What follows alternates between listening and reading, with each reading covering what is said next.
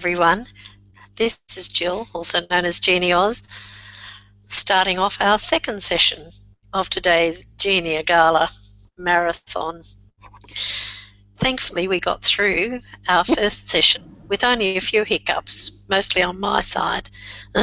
So I've changed computers and hope that my audio works a little bit better this time. But I'm very lucky that I've got the support of some of these wonderful people in the bottom down here along the film strip.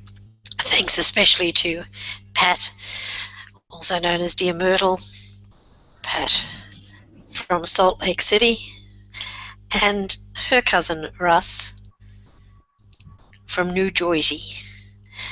They are just... I'm glad you got it right. It's just wonderful to have Genie mates like these, friends from over the seas, who I've been lucky enough to meet a few times at Roots Tech, and I look forward to catching up with them again next year. But I've got some Australian friends online here who are going to speak with me this morning. Or no, it's now afternoon. In Australia, it's 12 noon. Two of my friends who join when I have a hangout are regular joinees on the GeniAus hangouts. Les Tobin is going to talk to us about his move into genealogy and a sort of a career change because he's a retired person. And then we're going to talk with Brenda. And Brenda, has, as well as being a professional genealogist, hello Brenda, hi, has a very big involvement in online education worldwide. And we'll... What's that? Who's got a dog? Oh, no, sorry, that's my email alert on the phone. I'll just get rid of that. Sorry. So we're going to... Brenda just happens to be a tutor in the course that Les is undertaking, and I thought it would be good to have them sort of at a similar time and side by side, so they can... Brenda can tell us about her offerings and Les can tell us about consumption. But first of all, Les, tell us a little bit about your background and why you're having a change of focus.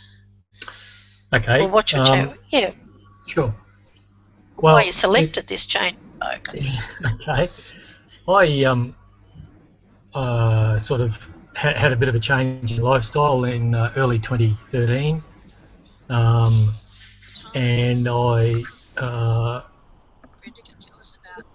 basically got made redundant by our lovely Premier at the time, and I decided that I could afford to retire a year earlier than I otherwise would. You were a military man though, Les, weren't you? Well, in fact, I still am, but I was a state government public servant for a long period of time. So I'm in the military in a reserve capacity, so I'm a reserve officer. But so I can have two lives, so to speak, at the one time.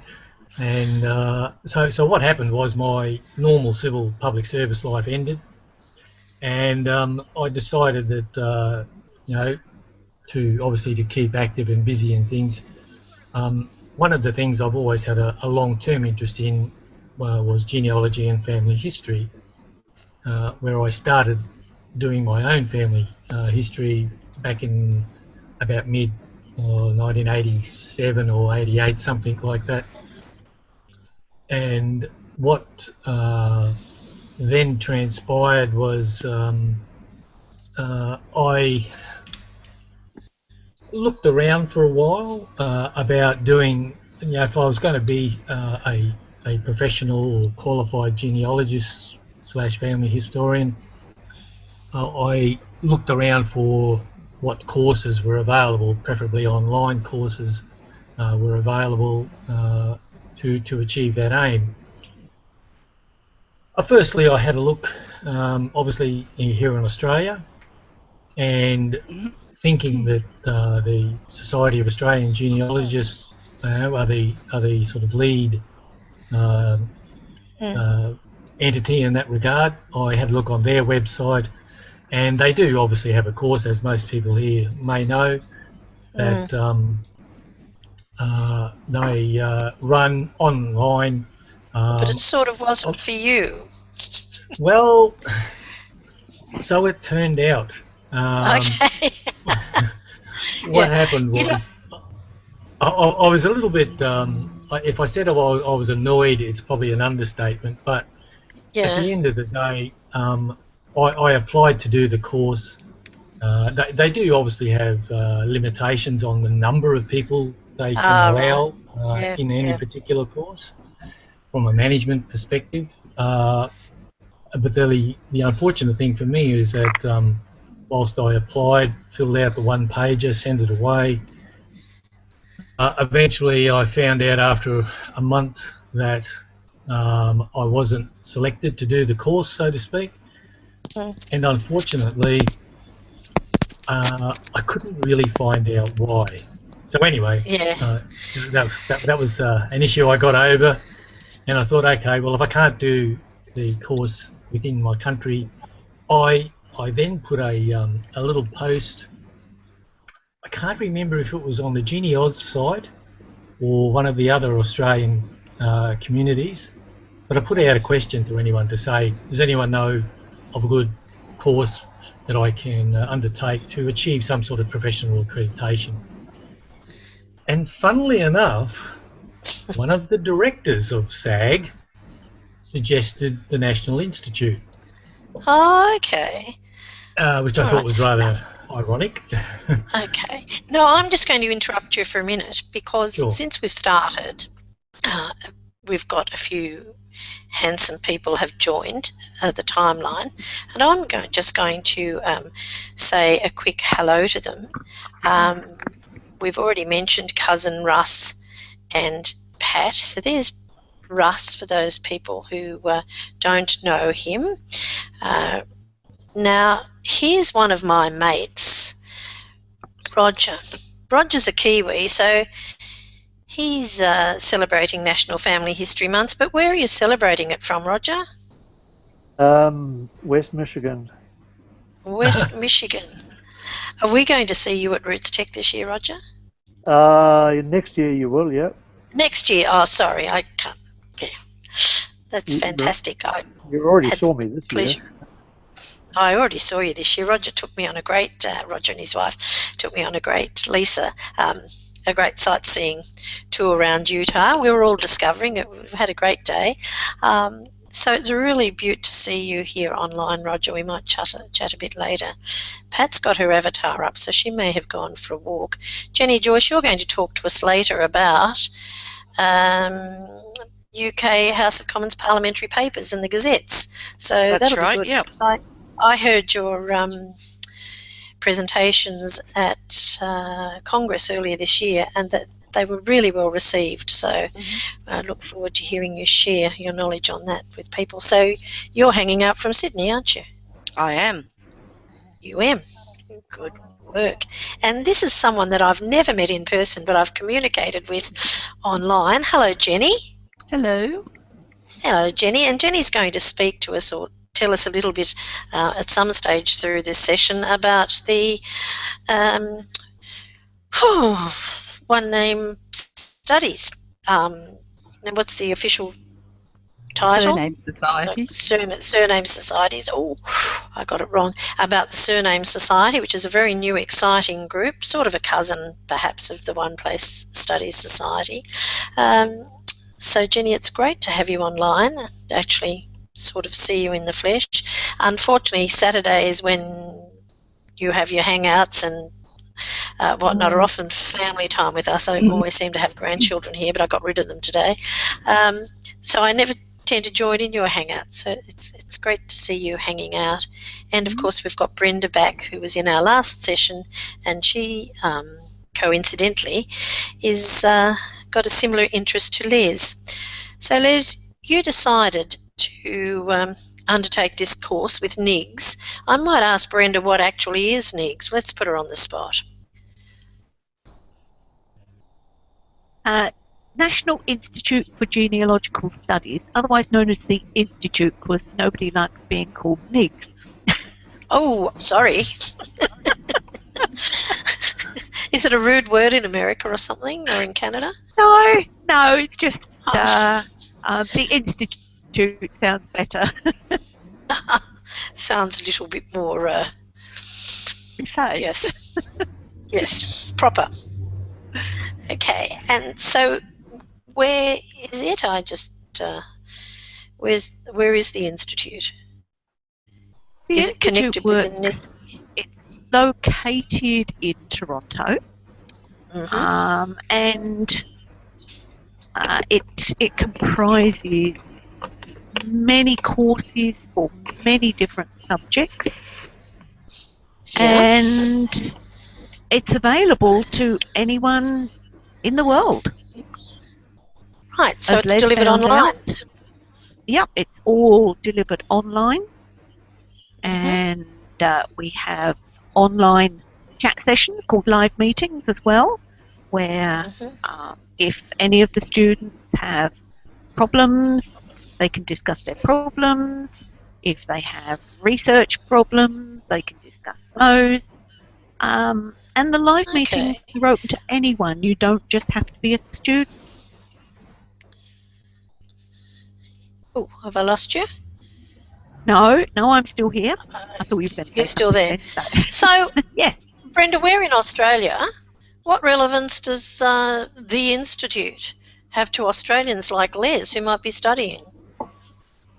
Well, as Les is doing, he's doing the Australian courses, which are currently being written by Harry Farmer, New South Wales, and Les, comments on the Australian courses? Yeah, well, I just so happen to have my course subject list on another screen. I'm going to try and do a screen share. Can you see that? No, not yet, but sometimes it takes a little while to come up. I posted the link in the community. Oh, there we are. Yeah. To the Can you see that list? Yes. So, Pat, sorry, you've posted a link to the National Institute so that people can click to see what's available. But this is your series. This is my list of completed subjects, complete with my grades on the right hand side. Pretty darn cool. But it shows. It shows obviously a number of Australian courses. It shows the what I would say the generic courses, things like the methodology, part 1, 2, and 3, 4, and 5, and 6. Okay, so Liz, are there core courses that you have to do, like that method with the methodology? That's what I would call. That's exactly what I would call a core subject, Jill. Correct. So no, going back, I could do just 1 or 2 of these for interest, couldn't I? I don't have to do this whole. You're doing this. It looks like a very long list. So how many courses are you doing, and what do you get at the end of it?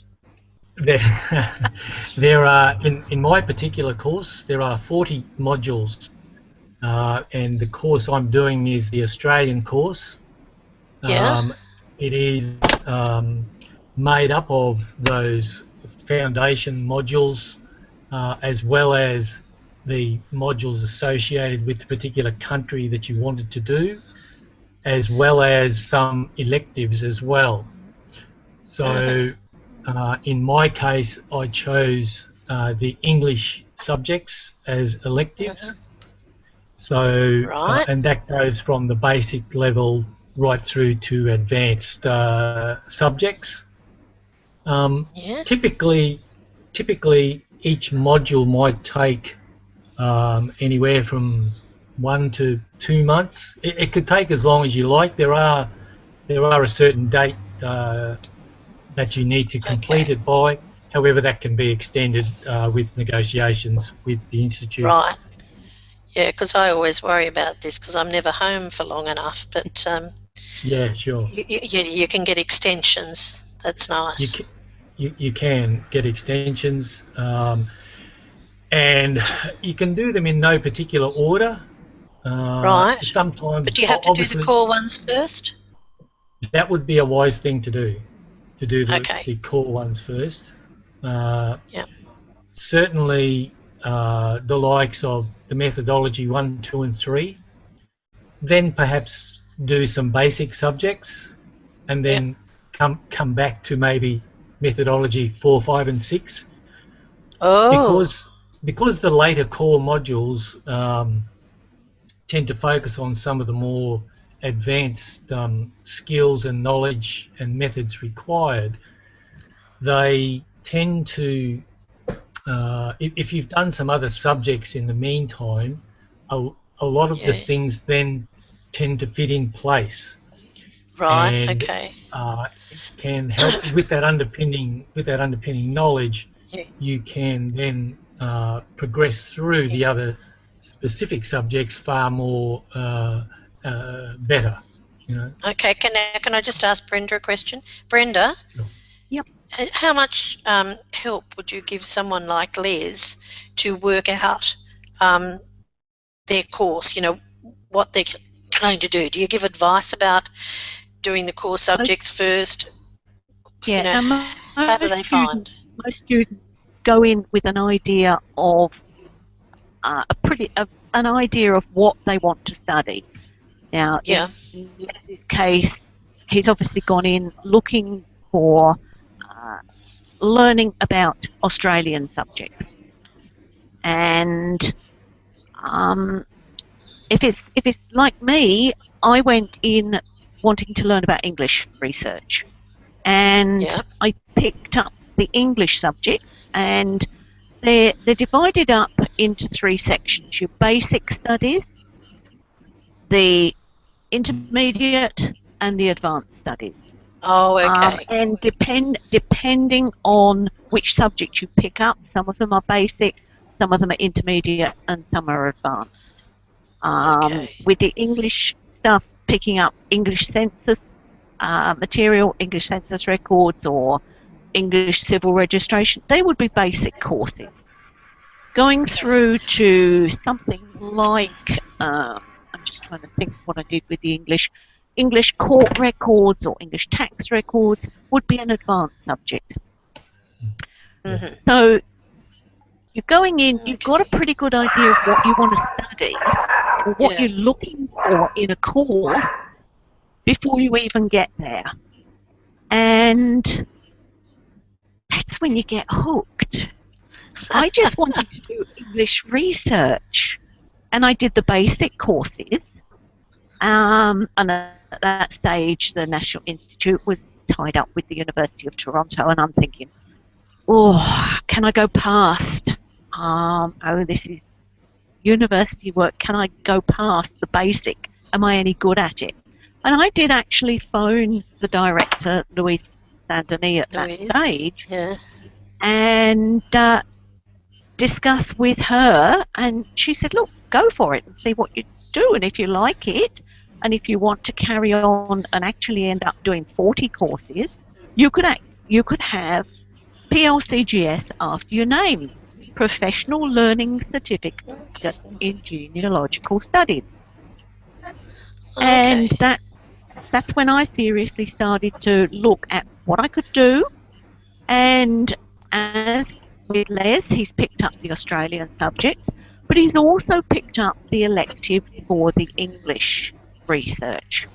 So what he's doing in basics is getting his PLCGS at the end of it in Australian subjects, but because he's doing the same core subjects as come in every 40 course package slot for your package for your PLCGS, the fact that he's picking up English subjects as his elective in their entirety, he's going to end up with PLCGS in English records as well as the Australian records. Oh, Les, you're going to be multi-talented, multi-knowledgeable. So how far through? Oh, sorry, I'm clicking on the wrong face, Les. How far through this are you? Well, I've done 33 subjects. 33. I've completed that since March 2013. Okay. And I must say I wasn't really rushed, but at the same time, I certainly in the first 12 months, I had a reasonable amount of time on my hands, so I could sit down in the fullness of the day and just go through and study, and come out at the end of the day fairly quickly at the end of each module. As Brenda alluded to there before, unfortunately at the moment I'm waiting, presumably like a number of other Australian students, to complete my Australian advanced subjects. They are coming out online shortly. Shauna Hicks, he's has just completed one. The coordinator for National Family History Month. Yeah, Shauna's doing a couple of the subjects. One of them is just about to come online, and Kerry is doing a number of other Australian subjects as well. So hopefully within the next, I don't know, 4 to 6 months, we might be getting closer to the finish line, and and that will then complete my 40 course module, and I'll have that. Funnily, I'll have all those letters after my name. Heaven forbid. You'll graduate. I'll graduate. I'll get my little. Apparently, you get a little teddy bear thing. Brenda, was it the? Yeah. Oh, that's fantastic. So then you'll be up. What are you going to do with it? Are you going to offer your services as a professional genealogist, or do research for others? Yes. I have done a couple of jobs in the meantime. A couple of minor. Well, when I say minor, a family history job is a family history job for some friends that I know, and funnily enough, they were very surprised with the result, you know, because they all thought, oh, can't you just do all that on Ancestry? And you know, after having sat down with them for an hour or so to conduct an interview, I convinced them otherwise. So and they were most pleased with the result that I gave them. So, and it was interesting for me as well, because it was a learning experience for me about, you know, going around to their house, asking them, you know, 1,000 questions, writing everything down, asking questions on questions. As you do. Now we've got an important question here, Pat. You want to know something really important, isn't it? Well, I wanted to know about the cost for each class, or are there package deals? What's the deal there? Brenda, are you the best person for that? Better there, yeah. Most of the courses cost around $89 US.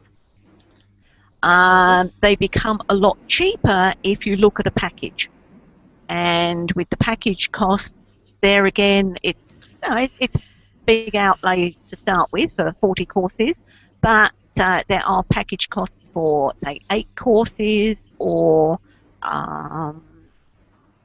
say you're picking up all the electives, package for, say, 12, 13 courses.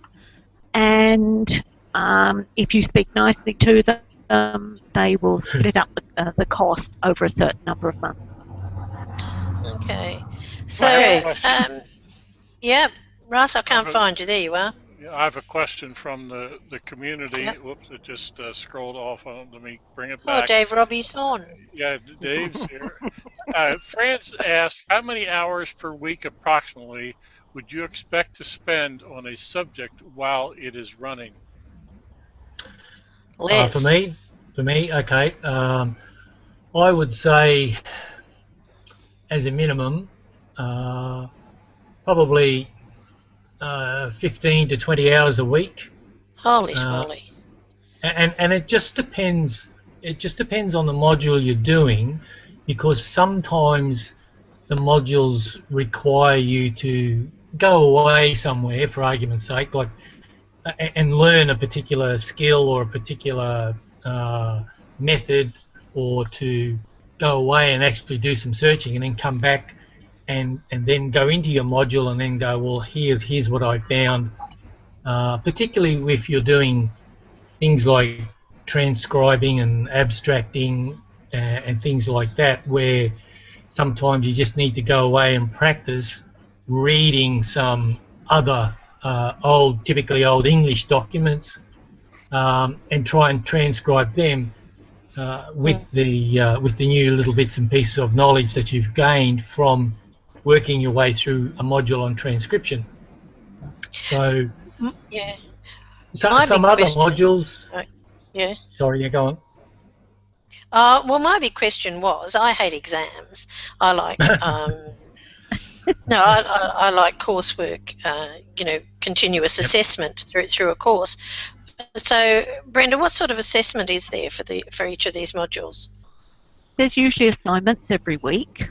They're assignments, so there's a cumulative sort of. Yeah, a lot of those. Totally, they're all graded. A lot of those assignments are public assignments that you load up onto the website, and in many cases, your peers who are also on the course will email you and comment about your work, etc.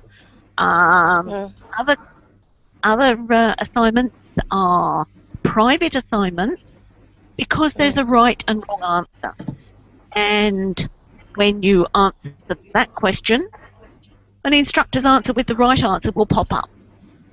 And that probably then leads you to the next question that takes from the information in the instructor's answer, that will take you to the next question so that you can answer the next question. Most of the courses, your marks come from the assignments that you post each week, plus the exam at the end. There is an exam at the end. Yeah. And what's that worth? How many percent? Depends, again, on the course. And what you can do with that is you can actually print it out. You don't have to sit there and do it straight away.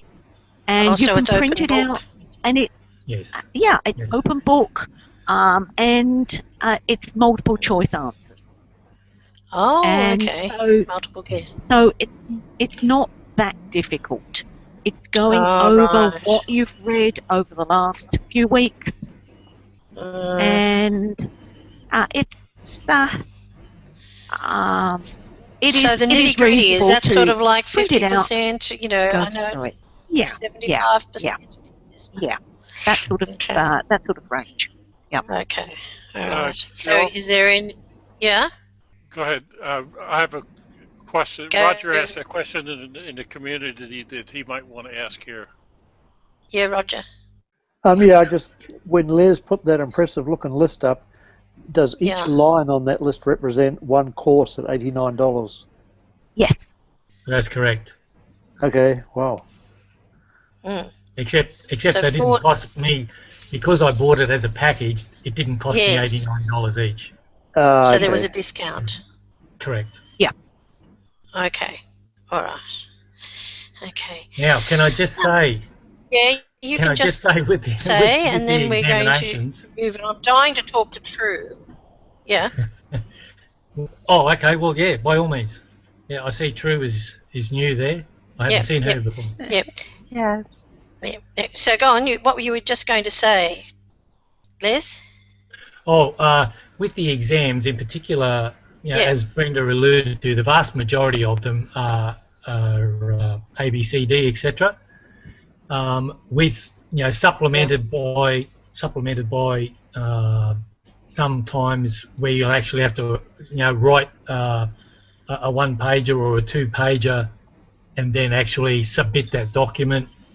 But with the exams, with the ABCT type questions, I'm a very I like to think of myself as being very analytical, and what's black is black and what's white is white.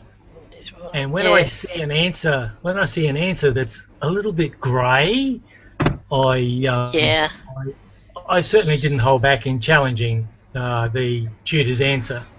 Oh, good. And yes. Sometimes, and I had to deal with those. Yeah, that's good. Sometimes exams. they accepted my explanation and we're going to retrospectively change the answer on the syllabus. Oh, good. And sometimes they said, no, you're wrong, Les, and here's why. So, and you've just got to, despite my feelings, I still think, well, they're entitled. Unfortunately, in this case, they're the boss, they're the teacher. I just got to suck it up and move on. So and that's what I did. All right. Now I'm just going to ask Brenda about people like we've got. Oh, they're from the United States because the British people are still sleeping. What is there for Roger in New Zealand? What is there for Russ in the United States? Or True? Are there American sort of courses? Because there's a lot more on offer from other institutions for the States. I would suggest that the thing to do is to go to the website. Pat put the website address up there, www.genealogicalstudies.com. You click on the course tab, all of the courses come up, and you can see the enormous range of courses. There's and they're the certificates you can get. Okay. Got the screen share for you if you want.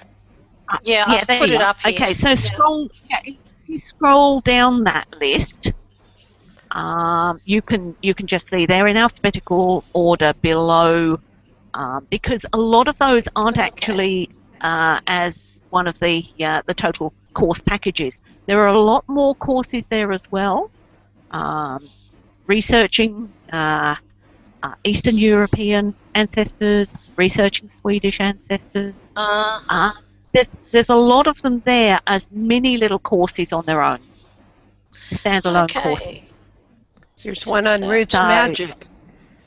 Right. Yeah, exactly. That's your software.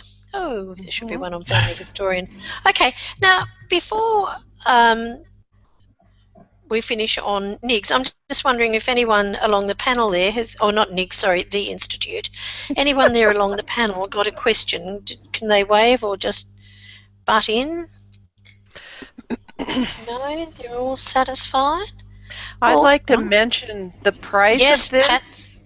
The price of you found the price. Around $2,800 or something like that is about equivalent to what one course at Boston University would cost. So one of those methodology courses that Tom Jones teaches there with 2 other people, where you work on it for about a year. And so I think that's the going rate. Yeah. I think that's the going rate. If you were go to Brigham Young University here in the county just south of us, I don't know. I'll tell you. I'll go look up and see what their quarterly tuition is, and figure that out for a family history degree certificate, 4-year degree. Yeah. And I'll get right back to you. Oh, I was going to say, what's the award you get in Boston? Is that you get a certificate of completion, a bachelor's degree, or just a certificate? No, it's just a 1-year program, and you get a certificate that's well regarded here in the U.S. Among people, among professional genealogists. It looks good on your resume if you're going to become a certified or an accredited genealogist. Okay. All right. Well, I'll let you... Yes? Jill, before we move on, yes. One thing I will do is we're on Google Hangout. Yes. So anyone who wants to try a course, I put my email address up there, australasia@genealogicalstudies.com. And if anyone would like to try the Google for the Wise Genealogist for free, just email me, and I will contact you with for a few more details, and I will organise for you to do that course for free. Well, how about that? I must say that the Institute, I don't know if you pick up many people this way, but you're very generous at conferences and genealogy events in giving away these single courses to give people a bit of a taster to see if it suits their needs. So that's really great. Brenda, thank you so much for that. I didn't know that was coming. So that's very nice. So if anyone feels like taking up that offer, just go to the community and contact Brenda. That's great. I've got a question. Yeah, who's that? Jenny. Oh, Jenny. Brenda, I did one of the NIGS courses, and I was wrong Jenny, sorry. Yeah, Jenny Fairs, this one. Yes. And I really enjoyed doing it. I can't remember whether I actually did the exam or not. I don't think there was an exam with mine, but anyway, that's irrelevant. I was going to talk about it, but I can't remember what it is. And when I try to get into the PDFs, they're password protected, and the password I have is not usable. So how do you get into the PDFs after you have finished the course and you want to check back on them? And once the course is finished, that's it. If you want to have the notes, etc., you need to print them out while the course is going. So you can't store them on your computer to read? Yes, but yeah, when you store them, when you put the title of it in, make sure that you put in how you open it up as well. Put the password in the title. Oh, okay. Okay, that's what I do. Yes, just email me, Jenny. Yeah. I just put say English records, and the password I will put as part of the title. So I've got it there forever and evermore. Jenny, if you email me, I've got a password, but it's not working. Okay, Jenny, email me afterwards, and I will see what I can sort out for you. Lovely, thank you. I think that's good. If any of you've got questions, Brenda's there. She's always online. I don't know when she sleeps, because she plays Scrabble first thing in the morning, and she plays about 1 o'clock in the morning. I don't know when she sleeps, but yeah, we play Scrabble online. I have words with friends. Yes, Jenny. The other Jenny. Jenny J. Jenny J. What is the international or the level of regard for this course? Is it an acknowledged and accepted, a recognised qualification? Yes, it is. I forget which one it is now, but I know I think it's something like the Sanford course each year. If you look at that, some of the qualifications you need for some of the courses, they will accept the National Institute course, where they won't accept some of the other courses that are available. I always think that's very interesting. Yeah, it is certainly well recognised course these days. And what about in the UK? Is it acknowledged there? I certainly have had several students in the past. For some of the courses, you have a one-on-one time with the instructor, and I'm one of those instructors, and I've had quite a few English students go through. Yeah. Yeah, but whether other it's recognised, bodies acknowledge it, you know. Yeah, whether it's I'm not in England, so I don't know the state of things in the UK. So I can't as such answer that question, but all I can say is that the students that go through me all seem to appreciate the course and enjoy it. Oh, good. How recognised it is in the UK at this stage, I can't answer that. Yeah, perhaps we might chase up somewhere, or you're not going to Roots Tech, Jenny? We might hunt the people down at Roots Tech and find out. I'd like to give some support to what she's talking about. The word institute in the last year has been changed somewhat. And the program that we're talking about here is a great program, as is Samford. It used to be next year will be the last year they're holding at Samford University. But there's another thing called I can't remember the name of it, Russ, but the Virtual Institute of Genealogy Research. And I objected to the use of the term institute because they're mostly 1 2-hour session.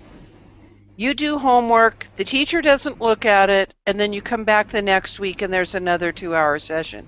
That is not an institute. What this lady's talking about, what they do at Samford, where you are continually working through it, and following through, and your instructors are following through, and you're getting peer review, that's an institute. That's a real learning experience.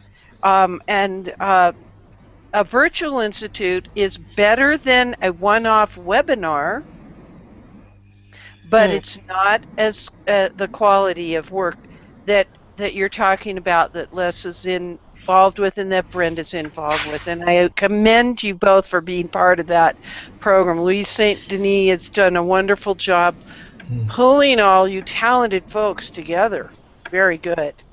I'll come in on the instructor's side there. Yes. In that if we write courses that such as the skills transcription and abstraction course that Les was on about just now, I actually wrote that course. It is in the staff section of my area, and I'm expected to go into that and look at the comments that the students have written. And in some cases, I actually do comment back to those students. So although a lot of it happens behind the scenes, Louise has tried to keep the cost of the courses down as much as she can. So from that point of view, some people think they don't see much of the instructor, but they have the live meetings each month. And the instructors are behind the scenes there looking at the work they do. And that is what's so mission critical. And I applaud your work, Brenda. Thank you for doing this. Thank you. Yeah. There's plenty of opportunity. Thank you. Plenty of opportunity from a student's perspective to engage with your tutors. Oh, good.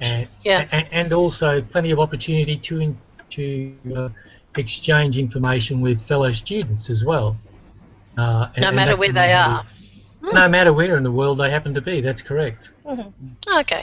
All right. That's fantastic, Liz. I just wish you well as you finish your course. You're so very close. And I know Shauna's, we know she's had a few issues, so I hope those courses get up there soon and you can get cracking. And I saw thanks, Brenda. Last week. Thanks for that, Brenda. But I'm just so excited to see 2 faces down the bottom.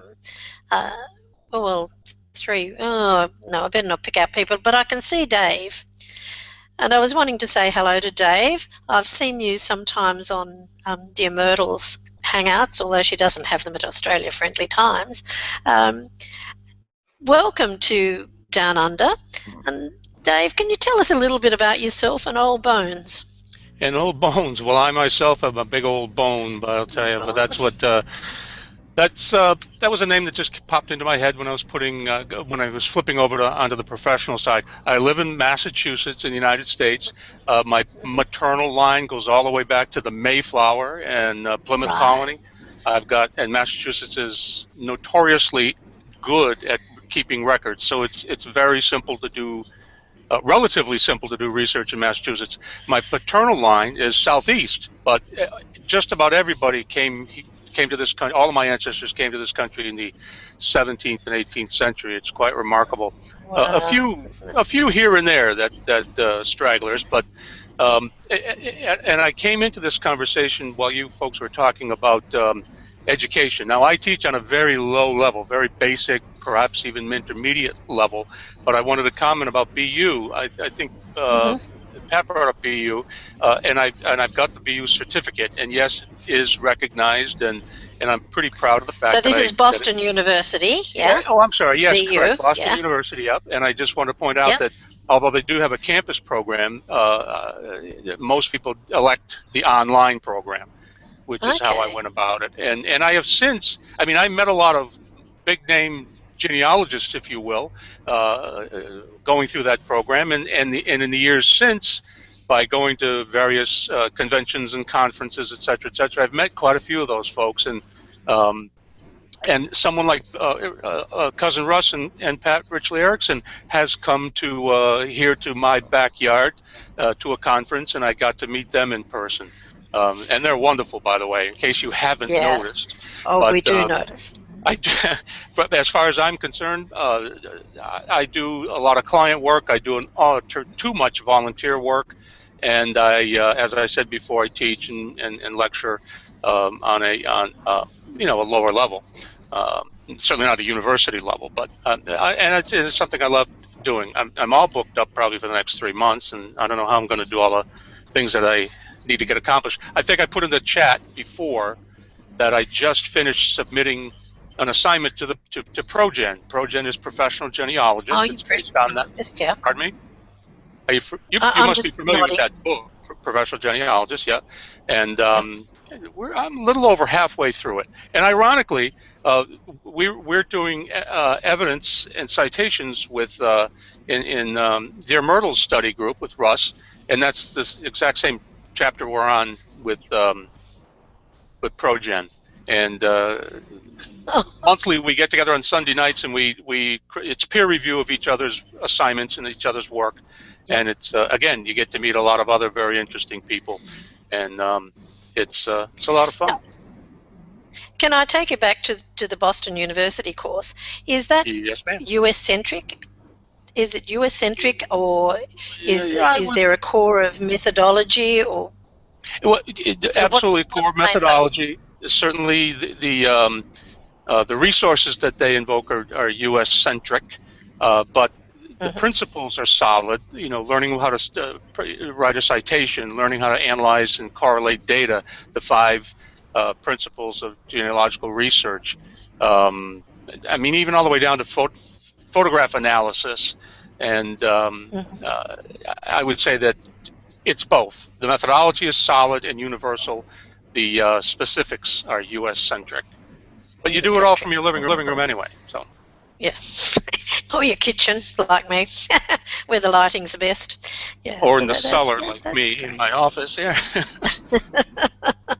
We don't have cellars here, unfortunately. And good to talk to you, by the way, Jim. Good to talk to you. I haven't talked to you in a while. Good to talk to you. Now, I want to jump across here to True, who's been sitting so patiently. Sorry, my images are taking a while to come up.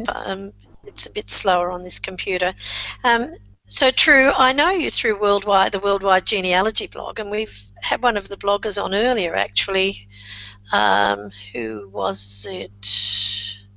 Oh, I can't remember. It wasn't Pauline, because Pauline blogs on it. Anyway, I know you through the Worldwide Genealogy blog, and I've seen you around the traps. So tell us about My True Roots, and you look like you're another young one as well. So how did you come to genealogy? Ladies too. You just can't see it too good. Thanks for having me. I appreciate this. I know that I see you every week with Dear Myrtle and Cousin Russ, so I can appreciate you guys coming in on your time zone.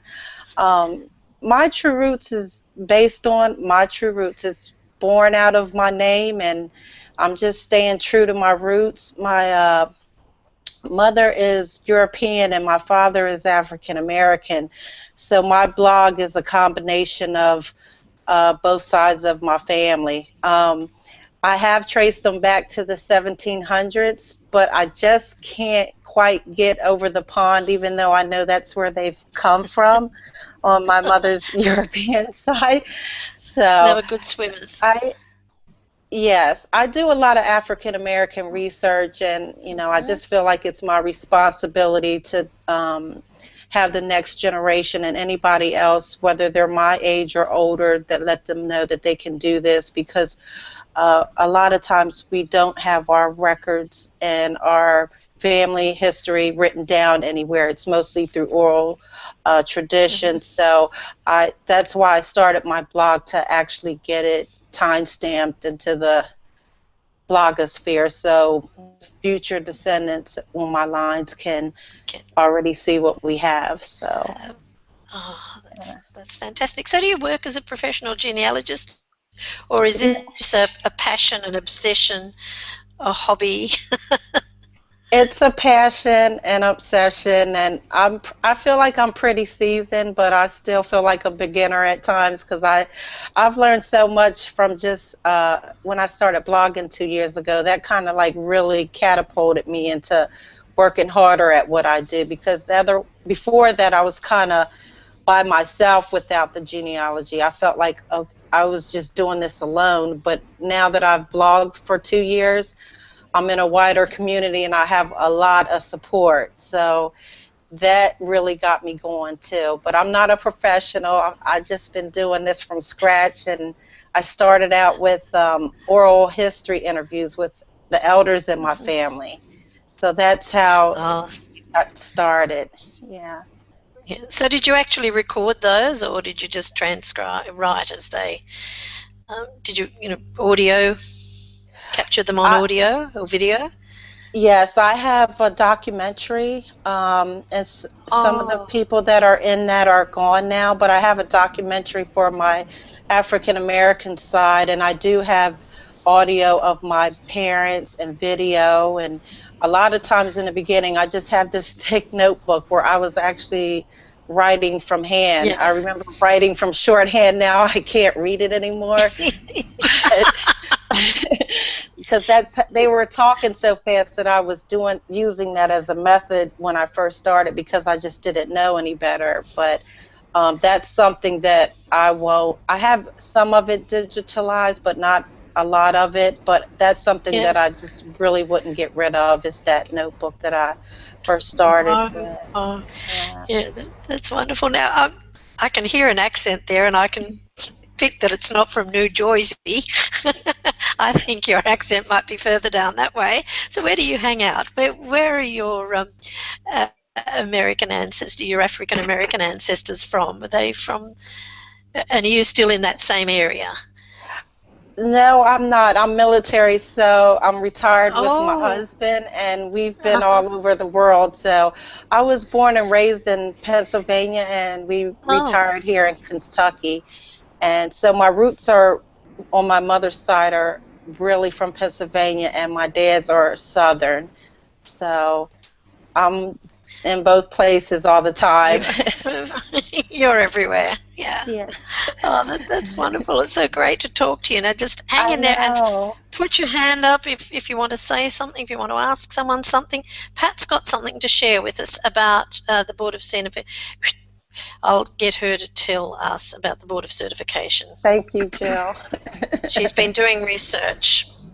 Yes, I wanted to mention to Brenda, because I want to support the work that y'all are doing up there with the University of Toronto. This is the Board for Certification of Genealogists, which is one of the two certification or accreditation bodies here in the United States, although they will certify people from throughout the world. And so when you see people who have CG after their name, it means they're a certified genealogist, and they've been certified by this organization. Well, under educational preparation, they list a number of academic programs, including the University of Toronto's National Institute of Genealogical Studies. You can't get a much better recommendation than that, can you, Brenda? pretty darn good. And there's Brigham Young University's program, Boston University certificates, and the various institutes. GRIP we didn't mention, or Salt Lake Institute. Those are where you go in person, which most people can't do that. You can't take a week off and attend an institute to take one course of about 6 sessions a day for 5 days. And then they talk about self-instruction. So I think Cousin Russ might share this with the community. I did. And he's got it probably already. But that just lets you know where that National Institute of Genealogical Studies fits into the scheme of things as far as one of the two major credentialing bodies feels about. Does a credentialing body feel? I think they do. Yeah. That's Roger's cuckoo clock. I know it well. Yep, the other one will go off. Oh, that's good, Les, isn't it? That's to see that the course is up there. It's a bit confirming. It is very good, Jill. And I had a bit of a look around before I actually enrolled and asked some similar questions to what Pat's sort of alluding to there about, is this going to be a recognised course? Is it something I can hang my hat on to put across to a potential client that I bring a certain level of professionalism, a certain level of ethics, and all the other bits and pieces that go with doing a job, particularly a paid job, and providing a sound service for that, with no illusions about what the outcome may or may not be. Good. That's wonderful. So, thanks, Pat, for adding that information. Now, Jenny's got a hand up. I was thinking of going to Jenny Fairs. No, I can't hear Jenny. Can you wave, Pat? You're muted, Jenny, I think. No. At the top. That's it. I was muted, sorry. I was just going to ask Les whether he considered doing the University of New England course on local and applied history in Australia. I did actually have a look at that, Jenny. At the time, I'm not aware that you could do that online, and I didn't particularly feel like living in Armidale for an extended period of time. I'm sorry. You don't do it. You only have residential school at the beginning and at the end for a week. Yeah. Okay. And to me, that sort of looked like, and I think that's a degree course, is it? Diploma. The diploma, okay. Because the one I looked at, it might have changed. I think there's another version of it now, which is the degree course, which is what we did as the 4-year diploma, and then the university changed it to 3 years degree. The one I looked at the time, I think, was it was a degree course, basically in modern Australian history, with like an elective sort of thing at the end in family history. So, and that didn't really suit my circumstance at the time. I've actually since learned, and Brenda might be able to chime in here too, of a recent course that the University of Tasmania is doing. Is it, Brenda? Yes. That's just a short course, isn't it, Brenda? Just a sort of a... Yeah. Oh, okay. Very basic. I did that. Yeah, I did that one last time they offered it. They did say it was basic. It is run by the history department. So you need to be a bit aware that historians don't have the same sort of definition of sources, information and evidence as we do. And to me, the course is very intensive. I think it is very difficult for people who are there, as they say, it's an introduction to family history.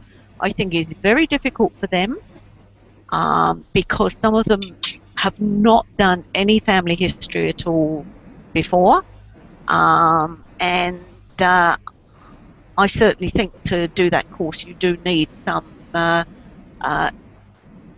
family history experience. I enjoyed it, but it's not one that I would do again. It's obviously changed. Yeah, sorry. It's obviously changed quite significantly then since I did it, because there was still quite a strong family history. As I said, it was 4 years. There was quite a lot to do. We're talking about Tasmania at the moment. Oh, you had the UNE up though. Oh. Yeah.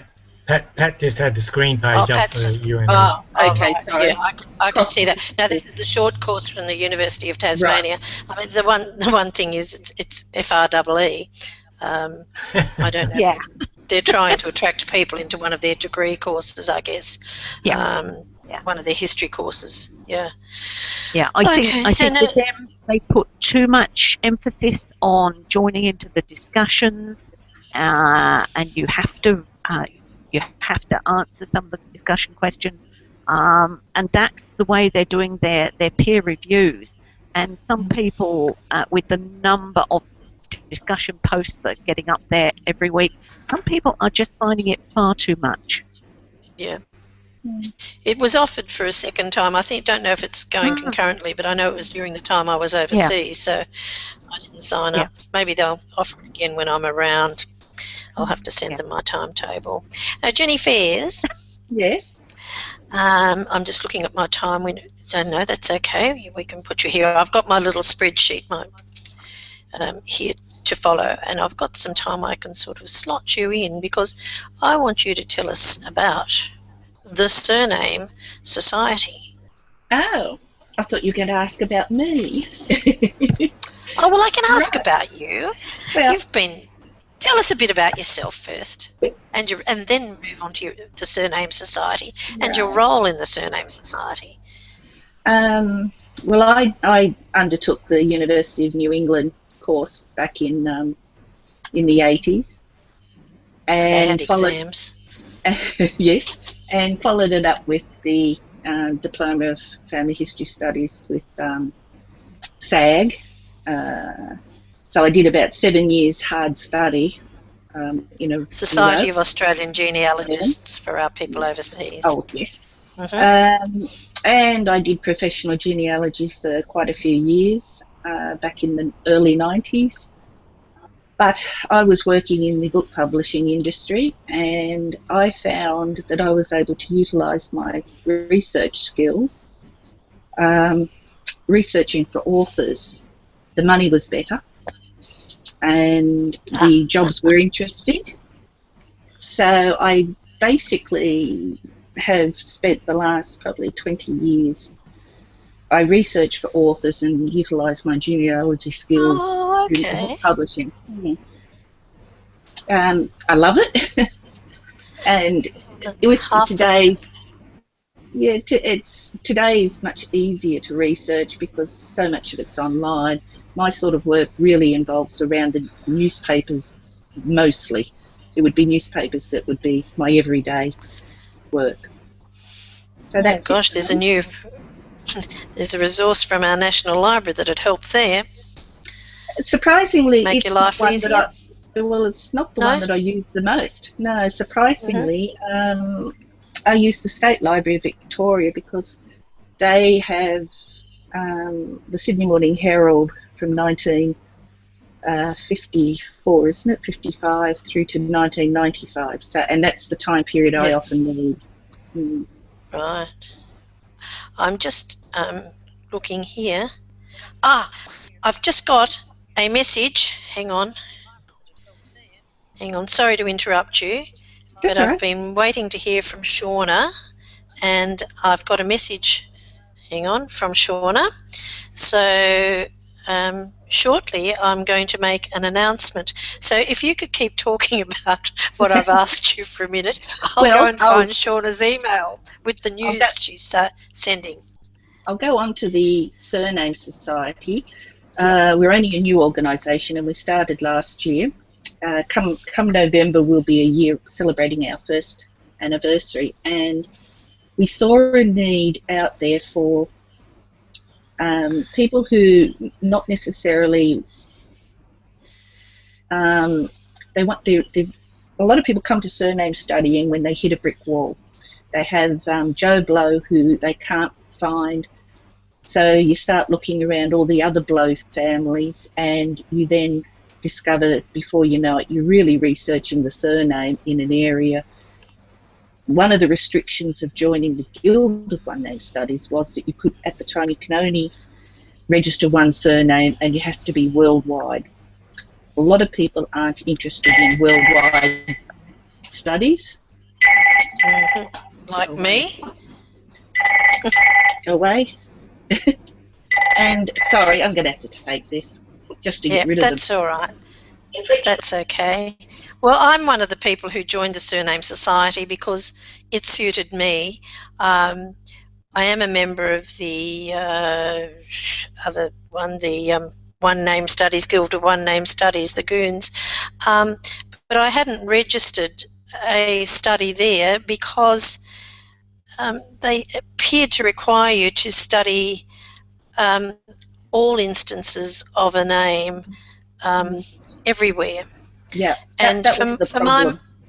Oh, now you're back. You can go on talking about it. But that was my issue, and I wanted to study my maiden name just in Australia. Yeah. So that was one of the big problems. And the other problem was that you get somebody who wants to study their surname in maybe a more localised area, but somebody else has already registered the surname with the guild, so you couldn't study the same surname. It was one name per person. So we set up the Surname Society. It's £5 annual membership, and it's purely online. Everything's online. We have 2 monthly hangouts a month, obviously. We have a school of surnames for the newbies, plus a lot of the very experienced researchers in surname studies are very, very helpful to people. And you can register as many names as you want and do it whether it's just a localised area. You might be doing all the Taylors from Birmingham, or you might be doing a worldwide study like myself on Edinburgh. I'm doing also a localised study on Dempsey out of North Antrim.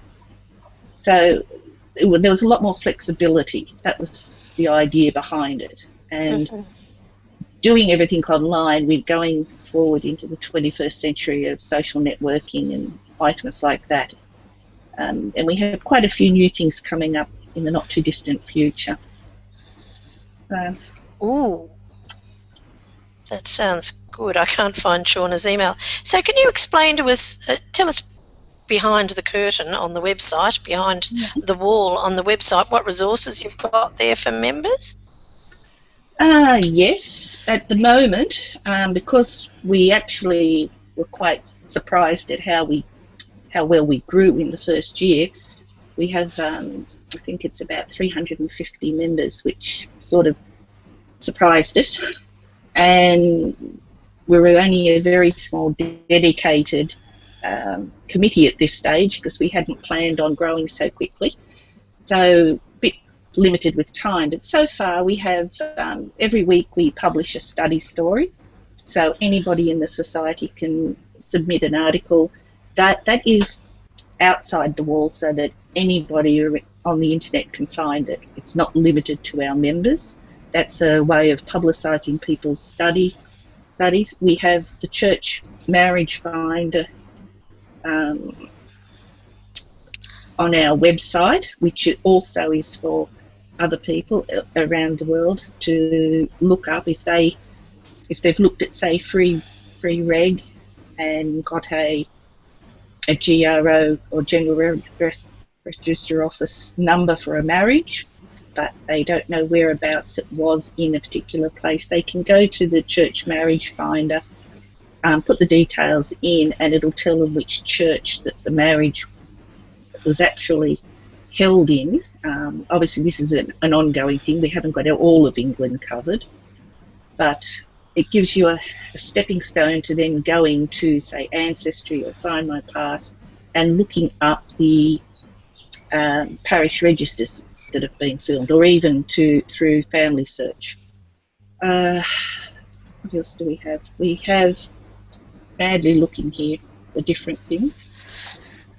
For the members only, and I need to just log in quickly. That's all right. So while you're talking, the newsletter's published online. I don't know that they do anything really much with paper. No, the newsletter is published online, and I'm just taking over the newsletter for this quarter, and I'm quite pleased with. I've received some outside help from people who are prepared to submit articles, which is terrific, including the legal genealogist has supplied an article for us. Yeah, so I'm hoping that it will really grow into, a very informative newsletter for surname studies. Now, we also have a forum. We have the online forum for the members. We have a very, very active Facebook page with lots of hints, lots of places to go to, lots of new resources that come about. We have also a public Facebook page, but it's probably not as active as the members one. And we have a Google Plus community, again quite active, and Twitter account. The School of Surname is our way of storing records. Members are submitting material. It could be on how to approach a research job, or it could be on research they've undertaken and found of interest. We have cheat sheets for doing Hangouts and Twitter accounts, that sort of thing. We have videos on all sorts of family tree programs, because a lot of us use either Family Historian or Legacy. Custodian's another program that is quite well used in surname studies. And trying to madly think what else we've got. I didn't realise I was going to be talking about the surname study, so I didn't get any material ready. Did I? Oh, no, sorry to put you on the spot. But I was hoping, I was hoping I'd get you. Well, at the moment we are actually working on our AGM for next year, which is early in the year, and I think that the members are going to be really excited with the format and the topics that will be covered. We've got international researchers from around the world. So is this going to be sort of... It will be similar to what you're doing today. Use Google Hangouts or... Yeah, it'll be similar to what you're doing. It'll be an all-day presentation with various time slots, including the AGM. Well, ours is just a chat. Ours is not very professional. Remember, I'm an amateur. Oh, you're very good at it. A few friends getting together. No, you're very good at it, Jill. Well, sorry to put you on the spot. That's all right. I can't even get into Is there anything else you'd like to share with? Don't worry. I'm not going to bring mine up either. But it is. I'm amazed at how quickly. Let me do the ad for you. How quickly you've gathered so many resources for members, and what a resource-rich website there is. And I would suggest that anyone, even if you don't want to pursue a surname study, it's only £5 to join. Now with the Australian dollar, it's getting a bit worse as each day seems to go by. It's 10, and you can register your surname. And now, Jenny, what do you think? I ummed and ahed about whether I should register a study, and I mentioned this to Alex with the One Place studies earlier today. Should I do it?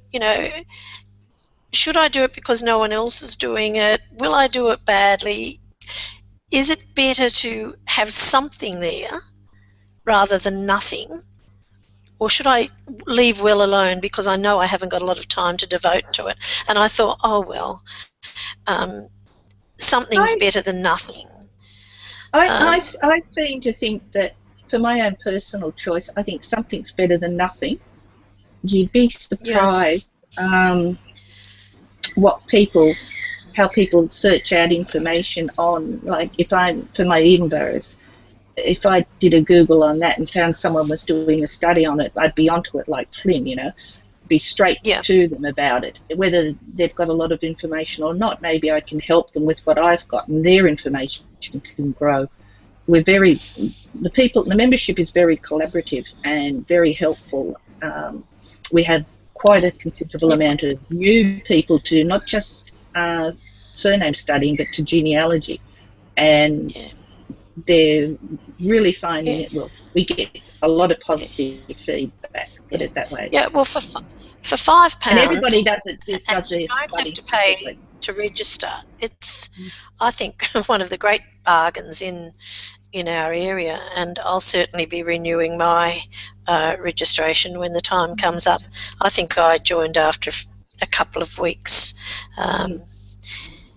So I'm one of the fairly early people in the group, and I just applaud you and Kirsty and all of those. To Colin's about to give us a presentation on setting up our websites and that for our family research, right from the beginning, which a lot of people struggle with whether to use Word or not Word. I can't think of what it's called.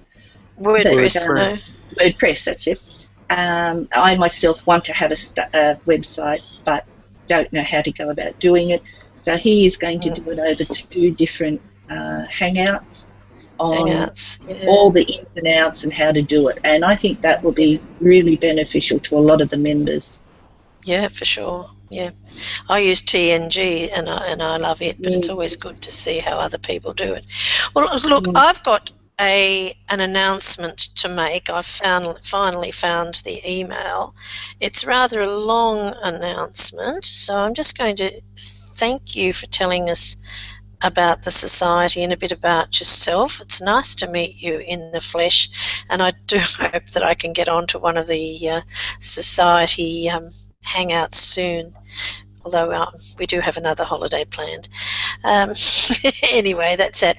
Now, this won't have much interest to our North American friends, and I don't know that I'll go through it all, but Shauna has given me, it is National Family History Month after all, Shauna has given me the scoop on the prize draw. And I don't think, there were so many prizes that were offered, but some of the prizes, there was a 12-month membership of AFO, that's the Australian Federation of Family History Organisations, lucky I knew that in my head, for each state and territory. So in Queensland, the Redland Genealogical Society is the winner. New South Wales, Picton and District Historical and Family History Society. In Victoria, the Mornington Peninsula Family History Society. Western Australia, the Family History Society of Rockingham, and there were no eligible entries from some states. They can remain nameless, although Shauna probably wants to name and shame them. There was a 12-month subscription for a society to the Australian Family Tree Connections, and that goes to the Gold Coast Family History Society.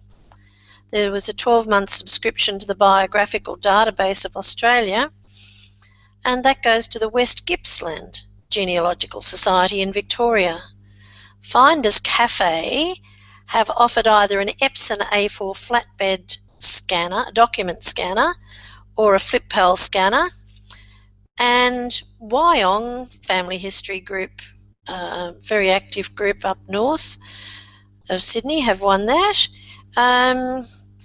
Lithgow and District are the winner of a $2,000 voucher for Unlock the Past publications. So that's pretty good. You could buy a few of their little booklets for that. Western Australian Genealogical Society, a very big society over on the western side, have won a 12-month subscription to Inside History. The Liverpool Genealogical Society have won archival products, storage products to the value of $200 from Preservation Australia. And the National Institute of Genealogical Studies actually have given 54 prizes to various societies. I know that our society got a prize and we awarded it last week, so I'm not going to name all of those, but thank the National Institute. And I'm just scrolling through on my phone here. Some lucky people got 12-month subscription to Ancestry World Heritage. Jan Grant in Queensland, Linda Hudson in Victoria, Lucien Magnay in New South Wales, Rebecca OEHM from New South Wales, Jan Partridge in Queensland, Rochelle Schloffel, pardon the pronunciation, New South Wales, Laura Scriven, New South Wales, Gina Stannard, Queensland, good old Judy Webster, who does so much wonderful work. We must talk about genealogists for families. Judy Webster's a coordinator of that. Shane Wright from New South Wales also got that. Now, Family Search offered a iPad Mini, and the iPad Mini is going to Chrissy Roberts in Western Australia. Thank you, Family Search. Find My Past have offered 2 12-month subscriptions. One goes to Patricia Pinninger in Victoria and Kylie Willison in South Australia, who's coming online to talk to us in a very short minute. She's due online about 1:30. Then Genie Books, my list's gone wrong. Genie Books, 2 $100 vouchers, and they go to Brendan A in Queensland and Christine Unnett in New South Wales. Nearly there. The In-Depth Genealogist has given a 12-month subscription, and that goes to Katrina McKinlay in South Australia. So many people whose names I don't know because we have lots of Australians doing family history. Jan Grant in Queensland won a gift voucher for $250 from Memento, and a Premium Plus site subscription to MyHeritage. Well, Judy Webster's doing well, but she deserves it. She's got Judy Webster in Queensland, a 12-month Premium Plus subscription, and Lee Cowie in Tasmania. That's the first one to Tasmania. A lovely archival presentation box from Presentation Australia goes to Greg Claydon in Queensland. Guess who? I know someone who's won a prize. I've won 5 images each of Queensland BDMs. I'll be ordering them soon. Michelle Barker, Queensland, Peter Brown, Tasmania, Jan Grant, Queensland, Tanya Honey, New South Wales, Judy Lofthouse, Queensland, Brendan A, Queensland, Liz Ryan, Queensland, Rochelle Schloffel has won another one, New South Wales, and Edwina Shooter. So we've all got 5 images. And Chris Wright, who would be on our Hangout, but is travelling in Asia somewhere, has won a $150 voucher for research services from Shauna. Guess who's won another prize? I've won a $200 Unlock the Past cruise voucher. Maybe I have to go on a cruise now. And so has Glenda McDonald in Victoria. We're nearly there. It's the NIGS people again. They are giving online courses to 33 people. Now, I'm not going to read all of that. We need to move to Australia, Russ. Yeah. That's all there is to it. But I can see that Alex Dorr, who was on earlier, is on the list. Tanya Honey. There are lots of people. So read Shauna the list. Will be. Read the list. I want to hear. Oh dear. So Bronwyn Bain, Lynn Barnes, Brian Brewer, Lauren Brewer, Peter Brown, Heather Clark, Alex Dorr, Karen Dixon Ward, Penny McDonald, Megan Fox, Sharon Fritz. She's in Sydney getting an award for something else at the moment in her work life. Athalie Gallagher, Elaine Gifford, Christopher Glossop, Kerry Glossop, Sandra Hayward, Rhonda Hines, Tanya Honey, Wendy LeBreton, Alison McNeil, Pauline Newell, Christopher Edward Newnham, Brendan A, Katrina O'Connor, Patricia Pinninger, Rochelle Schloffel. She's won again. That's 3 prizes for her. She must be a very lucky lady. Patricia Searle Hill, Edwina Shooter, Gina Stannard, Maureen Trotter. She's a cruiser. Christine Unnett, Jenny Warchop, I don't know how to say it. And Chris Wright gets another one. So, they are all the prize winners. So next year when National Family History Month's on, Australians, if you haven't entered for those competitions, you perhaps should. And I can see that Kylie Willison has joined us. Did you hear your name read out, Kylie? Yes, I did. Thanks, Jill. Yeah, so you've won I think you won a 12-month subscription to something or other. So I think we should thank all that. Was it Find My Past? Whatever. Congratulations. Yep, Find My Past, 12-month subscription. That while you've got it, huh? So I guess we should thank all the sponsors for getting behind our voluntary coordinator, Shauna, and giving those prizes for National Family History Month. It's wonderful. Now, it just so happens that Kylie's our first person online from South Australia. Kylie blogs. She does a lot of handicraft. She does a lot of genealogy. She's a bit of a tech head, aren't you? So, Kylie, I don't know much about. Well, tell us a little bit about yourself first, and then we might ask you a little bit about researching in South Australia. Yeah, I've been researching for about 12 years now.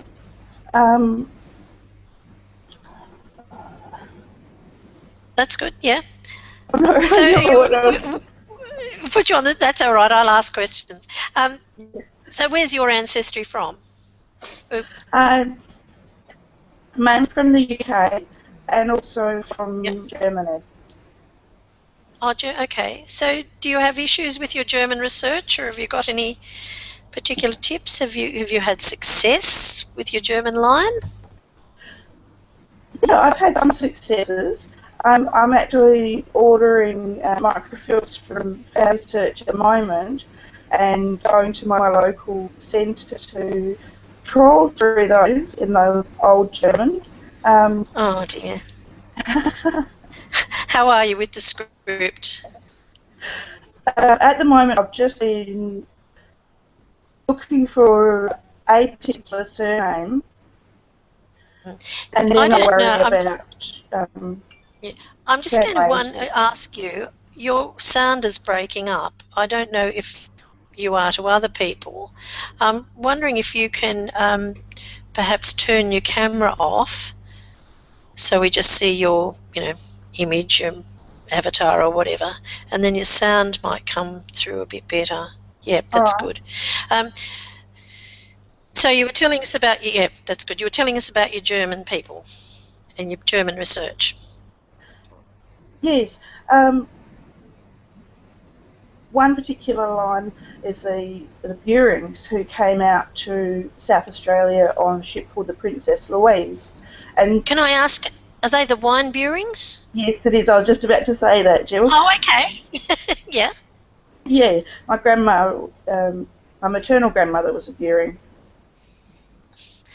For the overseas guests, well, it's I think of Leo Buring. It was a very quite a famous winemaker in South Australia. Is that right? Yes, he studied in South Australia under his father, Herman Buring. Oh, okay. Then he went to France and he studied there, and he settled in Sydney. Oh. And that's where his main vineyard was. Okay. I've probably seen it as I've driven along. So, have you've ordered films before from Germany and had them come to your local family search centre? Has it worked well? This is my first experience with doing it, actually. Oh, okay. Yeah. And it is going well, though. Oh, good. So I won't ask a question. So many people you meet and you say, "Oh, I do family history," and what's one of the first questions I ask you? How far back have you gone? Yeah. I think, it's not how far back have you gone. What have you found? Have you found anything really exciting? Or are they just ordinary peasants like my people? All of my direct ancestors came to South Australia, so I don't actually have any convicts in my family lines. So in some ways I'm a bit disappointed. I haven't done any convict research yet. Yeah, people overseas may not realise, but South Australia was actually a free colony. It was established without the benefit of convict labour, whereas the rest of the colonies had people who got free passages. So that's just a bit of background.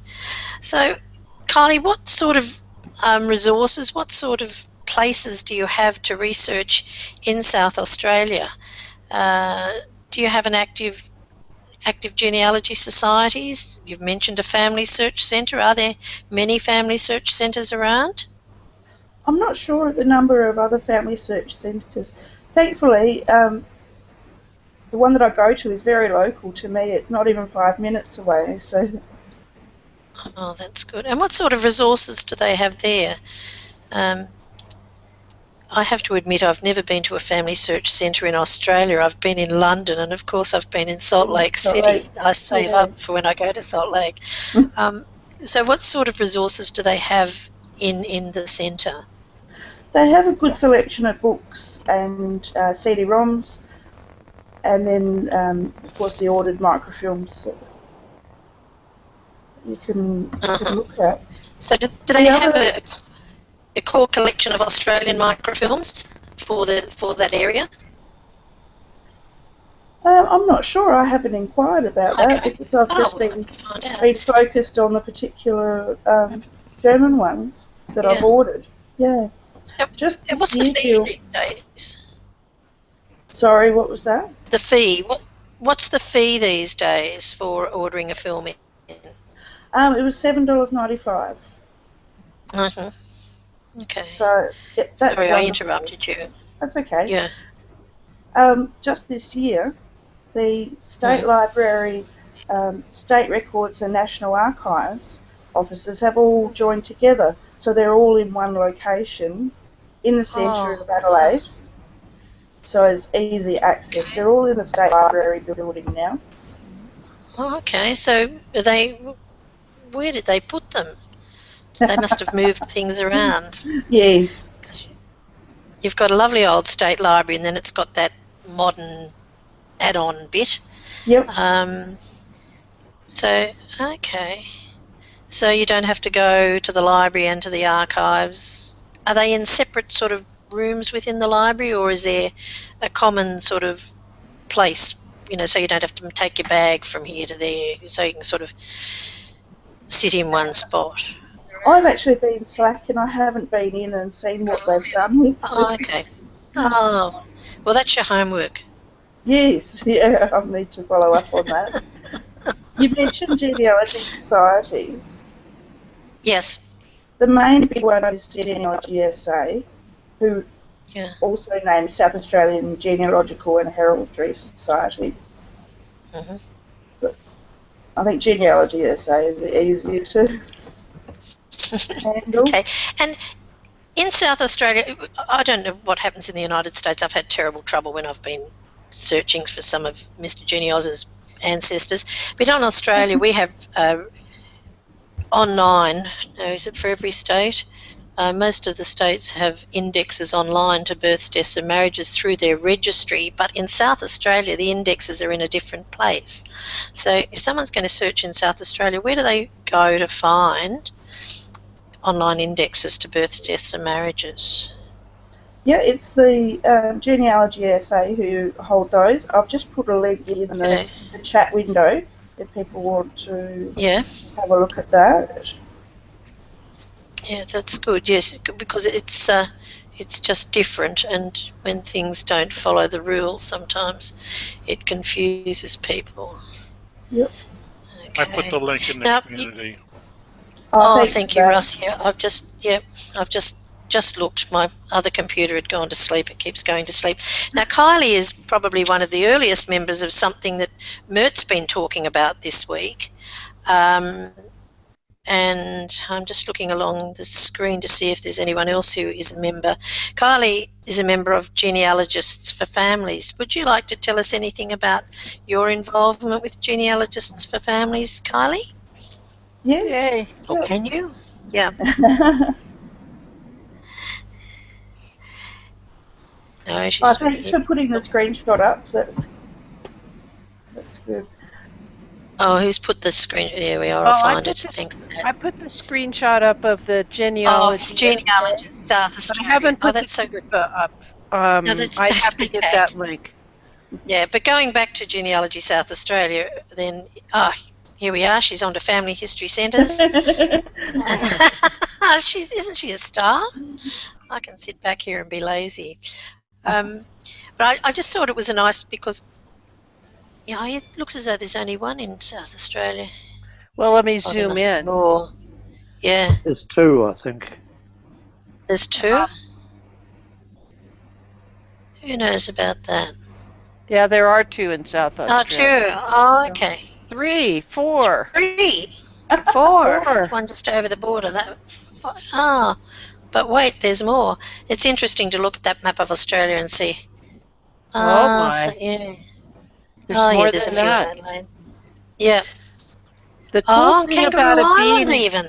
Yeah, to have it at a library is better than having it at your local LDS chapel, because the libraries are typically open more hours than the volunteers can staff at a local chapel.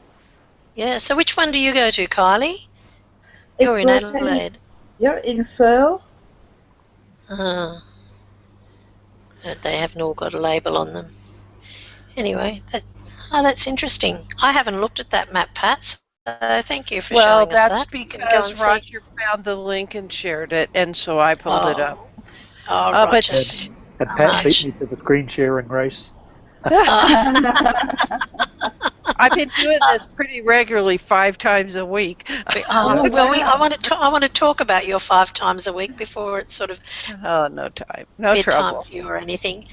But let's move on to genealogists for families. It was really nice to hear Judy Webster's name come up in that list of prize winners, because Judy Webster does so much for family history. I could put my face up, couldn't I? Judy Webster does so much for family history in Australia. She doesn't join Hangouts because where she lives the internet connection is really, really dodgy. So there's no way she can get online. But as well as being a member of, or starting up Genealogists for Families, she has a website where she has indexed lots and lots of Queensland resources. Now that's our northeastern state, and she has all these indexes online for free. She has about 4 or 5 genealogy blogs. So she does lots of talks around the Queensland area and at state and even national events. But she's a person who gives, and so she set up Genealogists for Families as a group within Kiva, and Pat has got a screenshot there. Yes, I do. Kiva is an organisation that makes $25 microloans to people in, I won't even say third world countries, because you can make loans to people in the United States, and I hope it's not, anyway, we won't talk about so it's people who are disadvantaged, who don't have the benefits that we have. So you can join Kiva as a person and just make, it's a $25 US loan, so it's costing a little bit more with the Australian dollar the way it is. You can go and choose the sort of loan you want to make, like agriculture, education, I forget what else, women, you can choose by those categories. You can choose a geographical region, so if you want to make a loan to Nicaragua or Samoa, you can do that. And you can do that just as an individual. But then there are groups of like-minded people who have come together to make communities.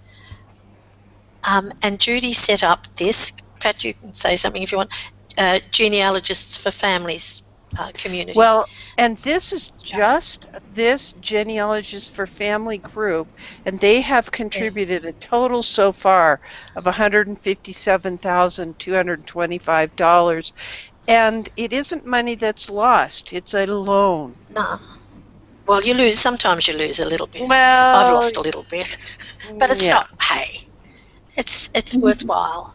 And I've never lost. And I think it goes back to, I've lost a couple of bits and pieces. I think, I've had a couple of defaulters, but that's all right. It's wonderful to be in a team and see what other people are lending, and someone will say, I've just made a loan to Mary in Mauritius, and there's only 25 minutes to go before her application for a loan drops off, and she still needs $75. So you can hop in there and put $25 towards to help, and fund her loan.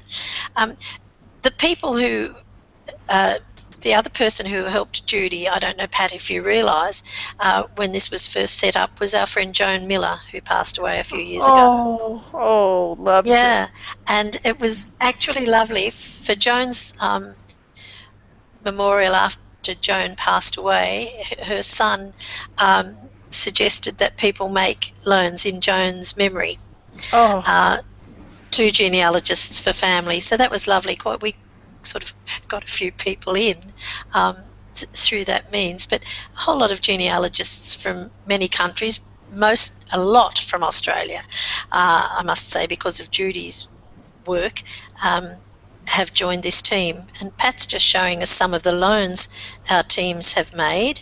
I think I'm up to, I can't remember how much I've got invested. What I do, because you get repaid every month on your loans, so maybe one month I've got $35 of repayments. So I think, I'll throw in another $15, and that gives me $50 in my kitty for that month. Mm-hmm. And so then I can invest it to make 2 loans. But maybe if I only get repayments, in the order of $23, I mightn't kick in another, how many, whatever, $28, $27, whatever, $28, $27. So it just depends. Or maybe, I'm going on a holiday and I feel a bit guilty because I'm spending so much on the holiday. So maybe I'll take out a loan then. But if we consider how much a cup of coffee is, it's approaching $5. Mm-hmm. So 5 times $5 will give someone, or go towards giving someone, a toilet in their backyard, or enable them to buy goods for their market stall, to get their motorbike fixed or their tuk-tuk fixed so that they can continue to ferry people around in Bangkok, all sorts of things. And Pat, you've only just heard about this, haven't you? Well, I heard about it a year or so ago, but I think Mr. Mert and I were still busy unpacking, and I wasn't thinking, and finally I was ready to do it. And because I've heard of you all doing it, and you're people that I love and respect, and so I kind of wanted to get on the bandwagon and help. I've looked at sites, I've heard of other sites, but this seems to be a very reputable site. I'm not saying the others are not, but I just felt comfortable being in your group, so I joined this week and I contributed. The person's loan has been fully funded. They haven't begun to repay it yet, but what she's doing is buying more stock of bamboo to make her baskets. And I'm really excited about doing this. Shows you the repayment schedule and when she should start paying it back based on her income. So these are all pretty darn exciting things. Look at all these. This is just the first 35 of 5,500 team loans. So it's very cool. Yeah. Love it. It just gives you a nice feeling. It's great to belong and to do it with a group of friends, some of whom we've never met, is really valuable. So I can commend that to you. And Brenda's I was just looking over in the community if someone can put a link to the community. What you can do is you can actually join Kiva. Oh, sorry, is that Dave? I put the link into Kiva. Yeah, yes. Okay. Yes. Thank you, Russ. I heard a boy's voice who said they were a member. Who was that? That's Roger. That's Roger. Where are you? So for me, it satisfies my inner desire to be bank manager. And, in effect, people are presenting a proposal for a loan, and I have some money, so I loan it to them. Yeah. It's paying it forward, although we get paid back, and then can pay it forward more. Yeah. Because of both my parents were born on farms, so I tend to usually make my loans to farmers, and I guess for some reason have concentrated more on woman farmers. So either the wife or whatever, she needs some for animals or shelter or something like that. But you can choose who you lend to. That's the powerful thing, I think. Yes. Most of my loans, I must say, are to women, and I tend to go towards loans like Roger's or Pat's, where the people are producing something to get an income. It's sort of like teach a man to fish. It's give someone the wherewithal to fish, and then they'll reap rewards rather than just giving them money for, I don't know, a pair of shoes. It's nice to I like to give them money to help them with their work, their employment, their productivity. But you can do whatever you like. So, Kylie, how long have you been involved with Genealogists for Families? I think quite a while. I think it was just before Congress in Adelaide. So that was 3 years ago, yes. So it was still fairly new then. Yeah. Maybe it's a bit long. It's been going for a bit longer than that. But anyhow, it's really worthwhile, and all of us here, we all own a computer. We've all, able to pay for internet access.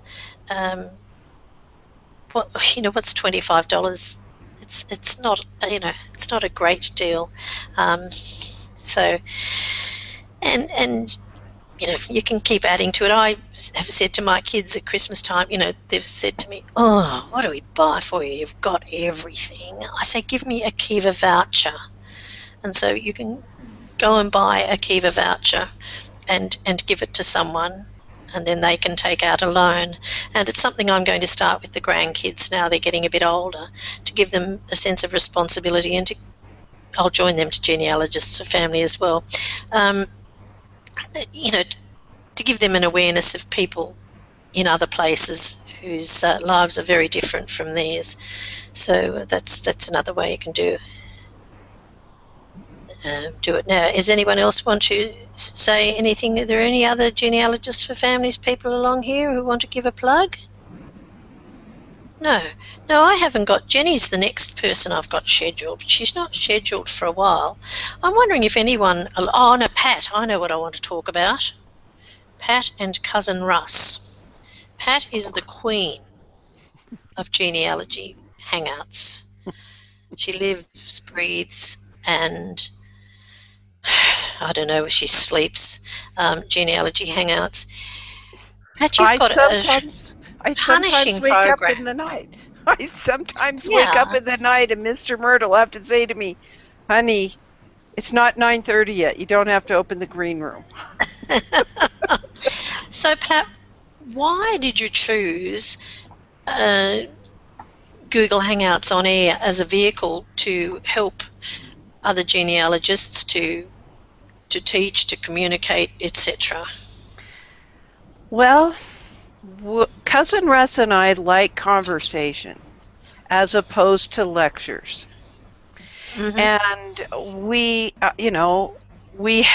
had used podcasts, and I love genealogy podcasts, but I like demonstrating or having somebody else share their screen and show me how they're doing something, and then hearing from people on the panel how they feel about it. And so that's why we started doing Hangouts. We did webinars after podcasts, and then we did Hangouts. because it seems like with the panel down below, you can see everybody's visual. I mean, I can tell when David Robison was dying to tell me something, kind of a thing.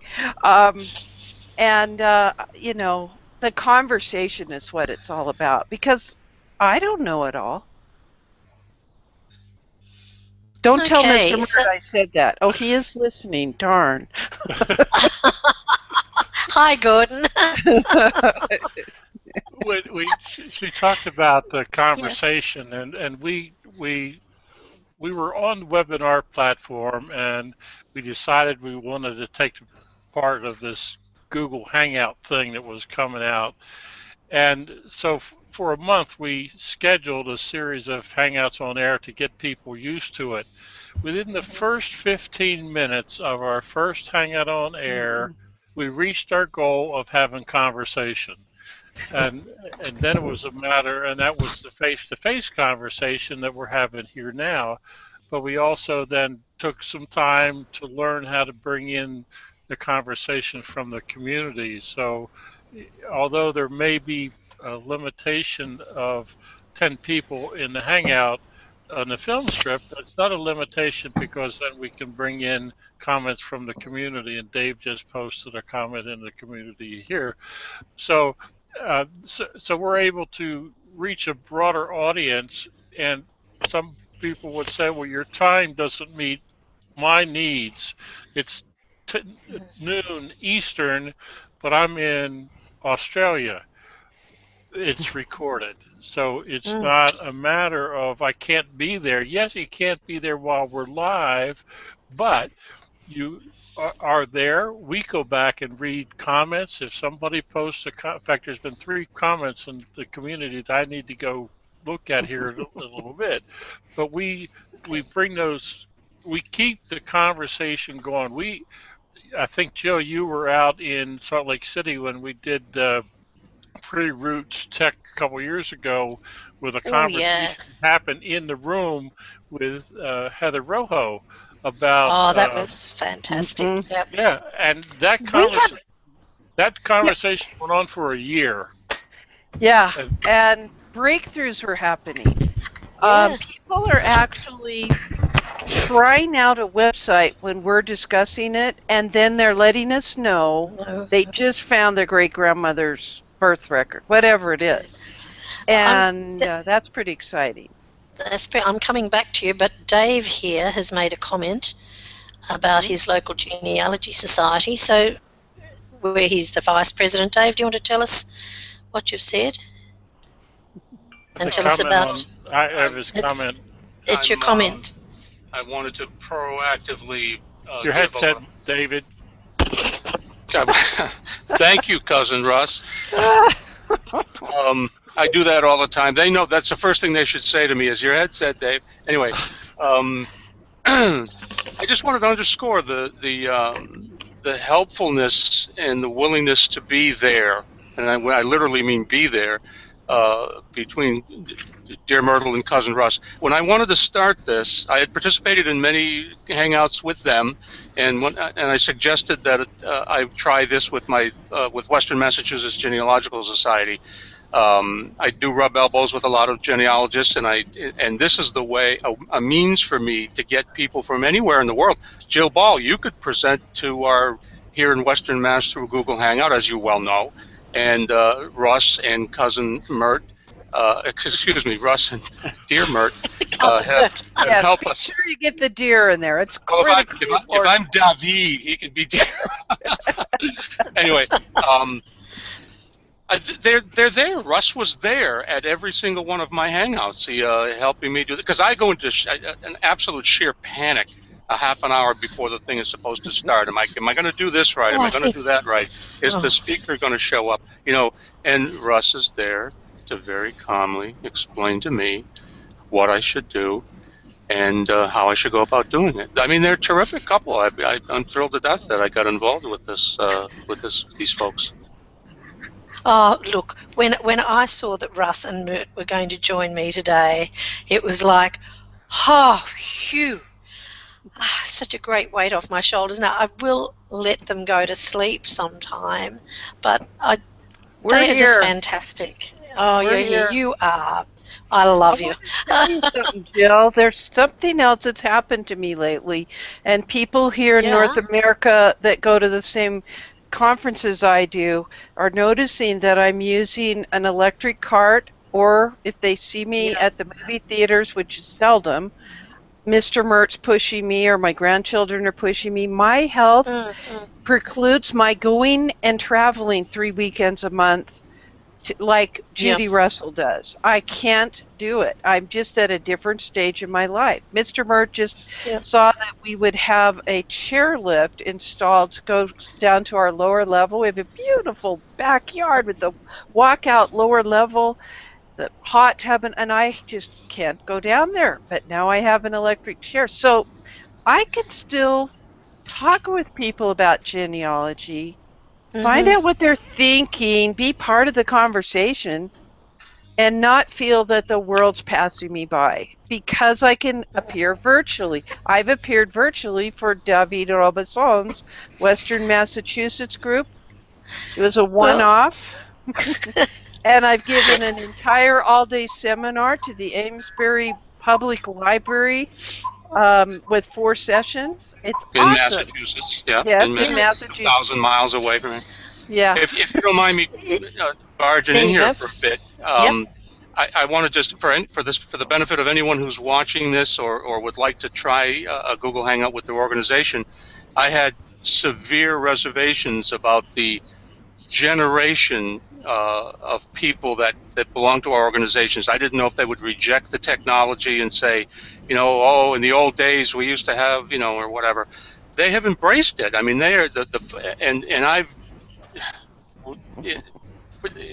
maybe I'm bragging a bit, but I've nearly doubled the membership of Western Mass Genealogical Society, not just because of this quality of the presenters, but for a whole host of other reasons. But I wanted to point out that folks are not necessarily intimidated by this technology, and they don't seem to mind sitting in a room with someone who happens to be in Wales or Australia or South Salt Lake City or New Jersey, Cousin Russ. So, because he'll be presenting to us in November, so I got to mention that. Well, and if you get a terrible snowstorm like last year, you were totally socked in with how many feet of snow did you have in your yard, Dave? Well, probably a little over 6 feet. Boston. Oh yeah. You when I walked out in the driveway, you could not see down the street. You had to actually go out to the street, and pulling out of an intersection was a horror show. You had to inch your way out so you didn't get side swiped. So Google Hangouts, this kind of technology really facilitates that meeting happening anyway. Right. Yep. We get the link and we can email it to everybody, and all they do is click the link and then they're in. It's really easy. Easy, yeah. I actually did a first practice with a society the other day, and they put me up on the big screen. In the end, we didn't actually make the Hangout go live. We just chatted in the green room to show them, and they were so appreciative, so welcoming, so open to the new technology. So that's right, Dave. It wasn't threatening. I guess because they were there. That's why I didn't make it live. I suppose I could have made it private. But they were there with their friends, and they were able to ask questions, and it was great fun.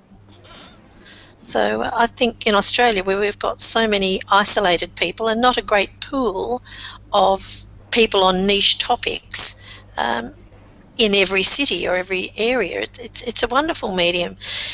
Pat, I'm just wondering if you can tell us, and we might then just throw up the names of a few people who actually do Hangouts or a few groups. What do you, the phone will just have to ring. Could you tell us what's on your program, and I'll mute myself, program of Hangouts at the moment? Certainly. Well, first of all, if you want to know about any online genealogy things, we need to get you all. You've got your GeneaGala on the Genia webinars calendar. So any of your Australia things, all you have to do is email me, and then you add the event to this Google Calendar. Cousin Russ and I do Mondays with Mert. What is Mondays with Mert, Cousin Russ? Can you tell us what the heck we do then? We talk about whatever is trending at the time. And that, I mean, when I say at the time, I mean at the time. We'll see something that's somewhere on Facebook or a blog post or something in the morning, and it'll be a topic that will be talked about in the Hangout. Yes, and then so we'll end up with about 10 topics, 12 topics that we'll talk about. It's a 90-minute hangout. That's a long one. But on Wednesday nights, what do we do on Wacky Wednesday, Cousin Russ? Well, I don't know, because I'm always out to dinner with Mr. Mert.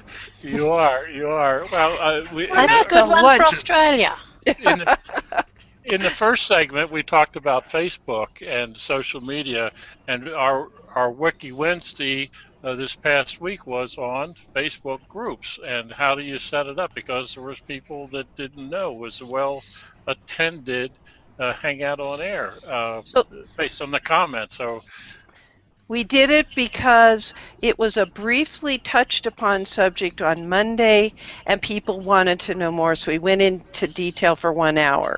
We also have a study group, Cousin Russ. I was trying to merge your cousin and the name Russ and Gus. Okay. What the Scotland study group is just so awesome, because we really have round the world discussion happening. It's led by Claire Brisson-Banks, who's a researcher, does an excellent job. But part of our community, the Dear Myrtle community, what we ended up with Billy Wallace, who's a researcher on the street, in the ground, whatever it is. He's there. Glasgow. In Glasgow. And Hillary from Wales. So and John Walls, not in Edinburgh, Scotland, and from the National Archives. Yes. Audrey Collins has been showing up. Yeah, she has been, and they're all coming from the Scottish research from a different angle, but put together, it makes sense. And then on Friday, we kill ourselves. This is where I have to do a lot of homework review. What does she say study group? Talk about that. We're dealing with Elizabeth Shown Mills' book, Evidence Explained, and we're only dealing with the first 2 chapters. Yep. David, you're on the panel. What do you think about that? The reason I enjoy, I'm challenged by it. That's my first visceral reaction to what do you think about it. And I want to be challenged by it because Elizabeth Shown Mills, her methodology in citations is just amazing, and I have a lot of trouble keeping up with it. So this puts me in a position where I don't want to fall behind, and I want to stay, get my homework done. And again, it's a peer review forum, and I get to see what other folks are doing, and they get to see what I'm doing, and then we get to critique each other, and we all learn. It's a mutual learning experience. And Dear Mert is doing a fabulous job with that. I'm just the opinionated moderator, actually. I have taken the methodology course at Stanford Institute from Elizabeth, but I'm no expert. But we're ferreting out, what does she say about this? Yeah. How does she say we should be citing the source? Anyway, that's basically what we do. That's your program. Yeah. Since one of our Wacky Wednesday celebrities is in the film strip here, we had True as a person who's trying to gain membership to the DAR, Daughters of the American Revolution. So we established a small team that helped her through the process. And you should see the emails that were going back and forth between the team and True. So she can share her experience with that little Wacky Wednesday. Yeah, tell me about it, because I wasn't there, True. Oh, it's just like what Cousin Russ said. We were just happened to be in. I was in another program with you, and I just happened to be in the chat room, and I said, "Oh man, that'd be good if I could get some help with this." And then all of a sudden, it just kind of went wild. So you got your good friends, Marion and Sherry. They helped me. They tutored me along. They made sure I did what I was supposed to do, and we got the ball rolling that I finally had like maybe a month or two where I could actually just sit and think over everything and go over what they taught me and what I had. So I ended up figuring out what chapter I wanted to join. I got in contact with them from Sherry, because Sherry was kind of like the person that kind of vouched for me because I didn't know them. And she comes back on the 16th of August from her vacation, my registrar. So by September, we should start, tidying up those last minute documents and getting all my asset-free paper application filled out. And I've already been invited to an event before I'm even a daughter yet, so that was exciting too. Yay! Yes, I really like that chapter, and it's right where I was born and raised. Oh, really? Oh, that's fabulous. Yeah, So the Harrisburg one. What she did was she was watching our hangout, and it kind of I can't remember if you're in our hangout or not, or if you're just in the community. I was in the community. And I said to you, I know some people that could help you with your DAR app. Or I need to say application. Would you be willing to work with them separately, and then we'll meet like in a month and have a special hangout just on the results of your having worked together as a team? And that, when I saw the recording of my very distant cousin interviewing you all, and the work that you did over that month, you got your I's dotted and your T's crossed, and you knew one or two other types of documents you should collect to support one of the generations, and I was just amazed at what happened. Awesome. I was seeing it a lot clearer too, because I was looking at it from a genealogical standpoint. I wasn't attacking the application the way that you should, where everything is supposed to be lined up from person to person. So it was they really gave me a good understanding and a lesson. And I feel like now if someone comes to me, I know what to do to help them along the way now. So learn, then teach. That's fantastic. Let's give it back to Jill. Yeah, I was just thinking about a few other people who host Hangouts, and thought we might get a bit of a list together. Now, there's our friend Tessa Keogh, who I'm expecting sometime to join us today. She may be even out there in the community. I haven't seen her. You haven't seen her? Okay, so there's Tessa Keogh does Hangouts. Russ, do you know, are they on a regular basis? She had been doing the Legacy virtual user group, but I haven't seen that recently. Hasn't seen it recently. But she's busy doing working on the Guild of One Name studies, yeah. And there's there's the Guild of One Name Studies is now having Hangouts. The other societies we mentioned, the Surname Society, have Hangouts. Place Studies. Who else? There's no one else really in Australia. I do them from time to time, but sometimes I'm out of the country. There's no one out of the UK that I know of. Do you know any? Does anyone know anyone out of the UK? No, who hosts Hangout? Hillary's sort of very active. Hillary from Wales in joining Hangouts, but she'll be on later. But we're working on. You're working on. Cousin Russ is willing to help anybody learn how to do Hangouts. I refer them all to him because he's much more patient than I am. Oh, that's great.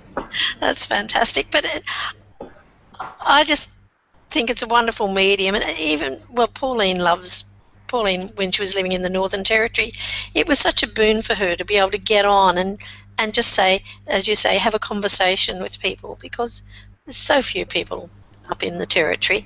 And she's quite an advanced with her research, and it's just nice for her to be able to hook up with others here and overseas. I'm just waiting for a society or group over here to start having hangouts, but it hasn't happened in Australia yet. Anyway, early days. Now, I'm just looking. Jenny, we're nearly up to you. We might call on you. You've been sitting there so patiently and so quietly. I hope you've had something else to amuse you. Back at, well, first of all, tell us a bit about yourself, Jenny. I know all about you, but others mightn't. You're muted. Mute. Unmute. That's it, I think. Can you hear me? You can hear me now? Okay, good. Yep. Yeah, I've been interested in family history since I was very young, and I used to listen to stories that my grandmother told me about her grandparents. So I was lucky that two of my grandparents were still alive at that stage, so I could get the information from them. And I've been studying it really ever since.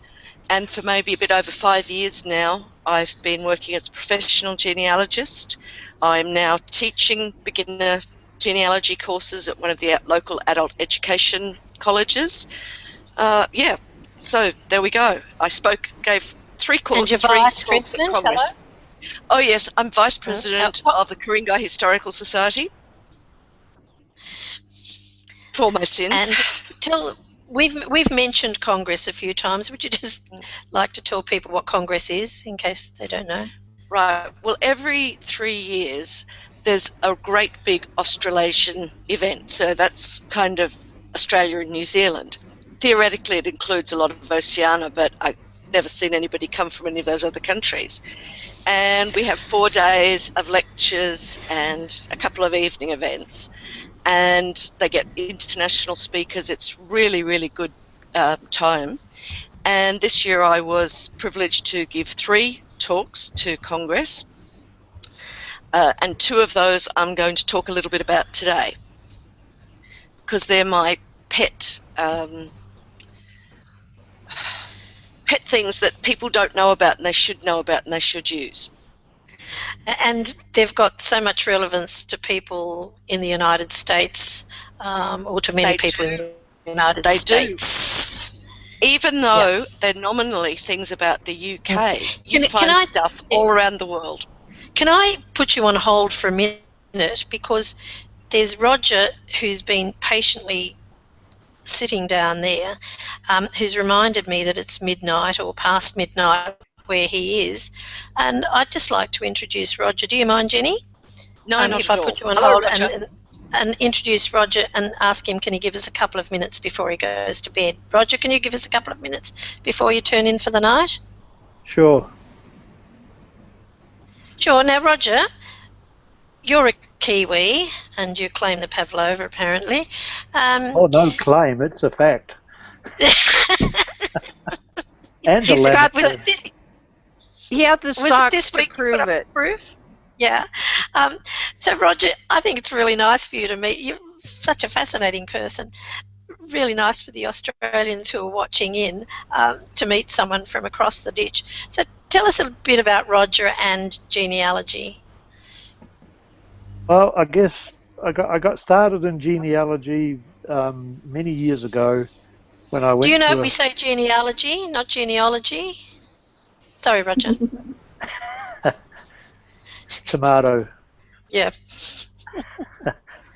Many years ago, I went to a family reunion in New Zealand for the descendants of my Moffat ancestor that came to New Zealand in 1863.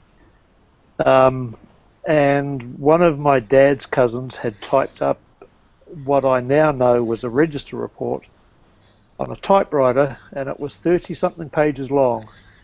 And the first thing that happened at the reunion was everybody came along, and even starting on, I think, the second page had additions and corrections to make for it. And that immediately rendered that entire typewritten document useless.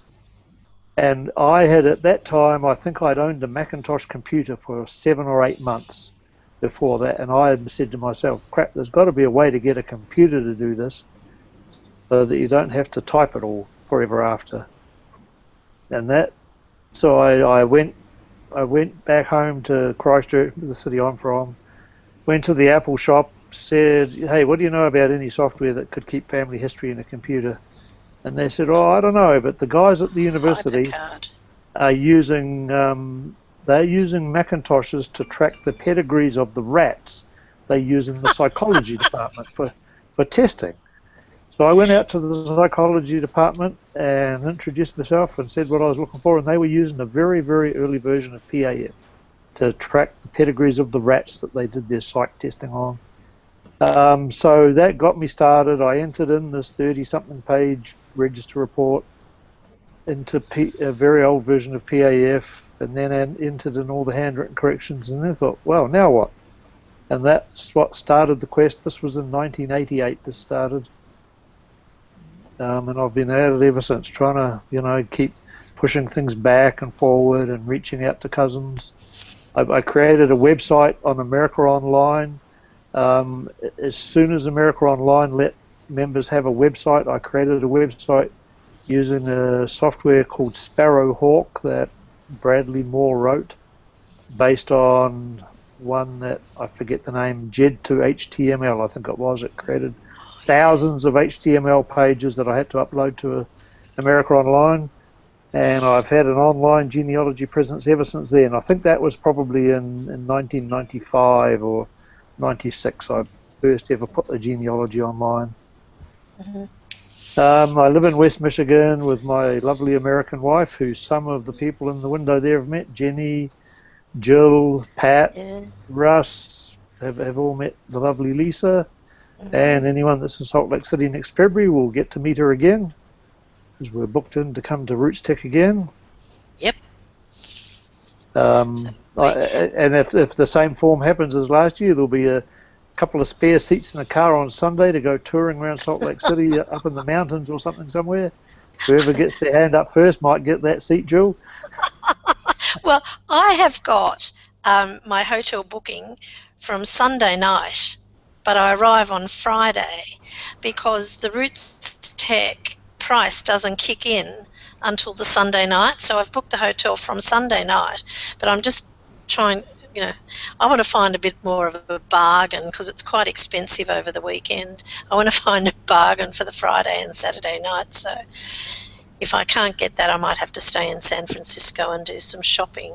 So I'll have to let you know. You might talk Mr. Mert into letting you stay here. I wouldn't want you, but he might. He loves you. Oh, that'd be wonderful. Anyway, we'll talk. But that's it. I just wish, people come to Roots Tech from a long way away, and they don't just stay for the time that the hotels give the cheap fare. So it'd be really nice if they extended I might ring the hotel. Anyway, we'll see. Yeah, I would say ring them, because I called the Radisson to make our booking and got the Roots Tech rate from Saturday night onwards. Oh, good. Well, I might do that, and I might say that other people have got it at another hotel. That's a good idea. So I'll let you know, because Roger, I took the back seat in the rental car on the Sunday last year and had a great day with Roger and the lovely Lisa. And I've got a question, Roger. Lisa's interested in family history, although she didn't go to the Roots Tech conference library, or the whatever they call it. Did you meet Lisa through family history?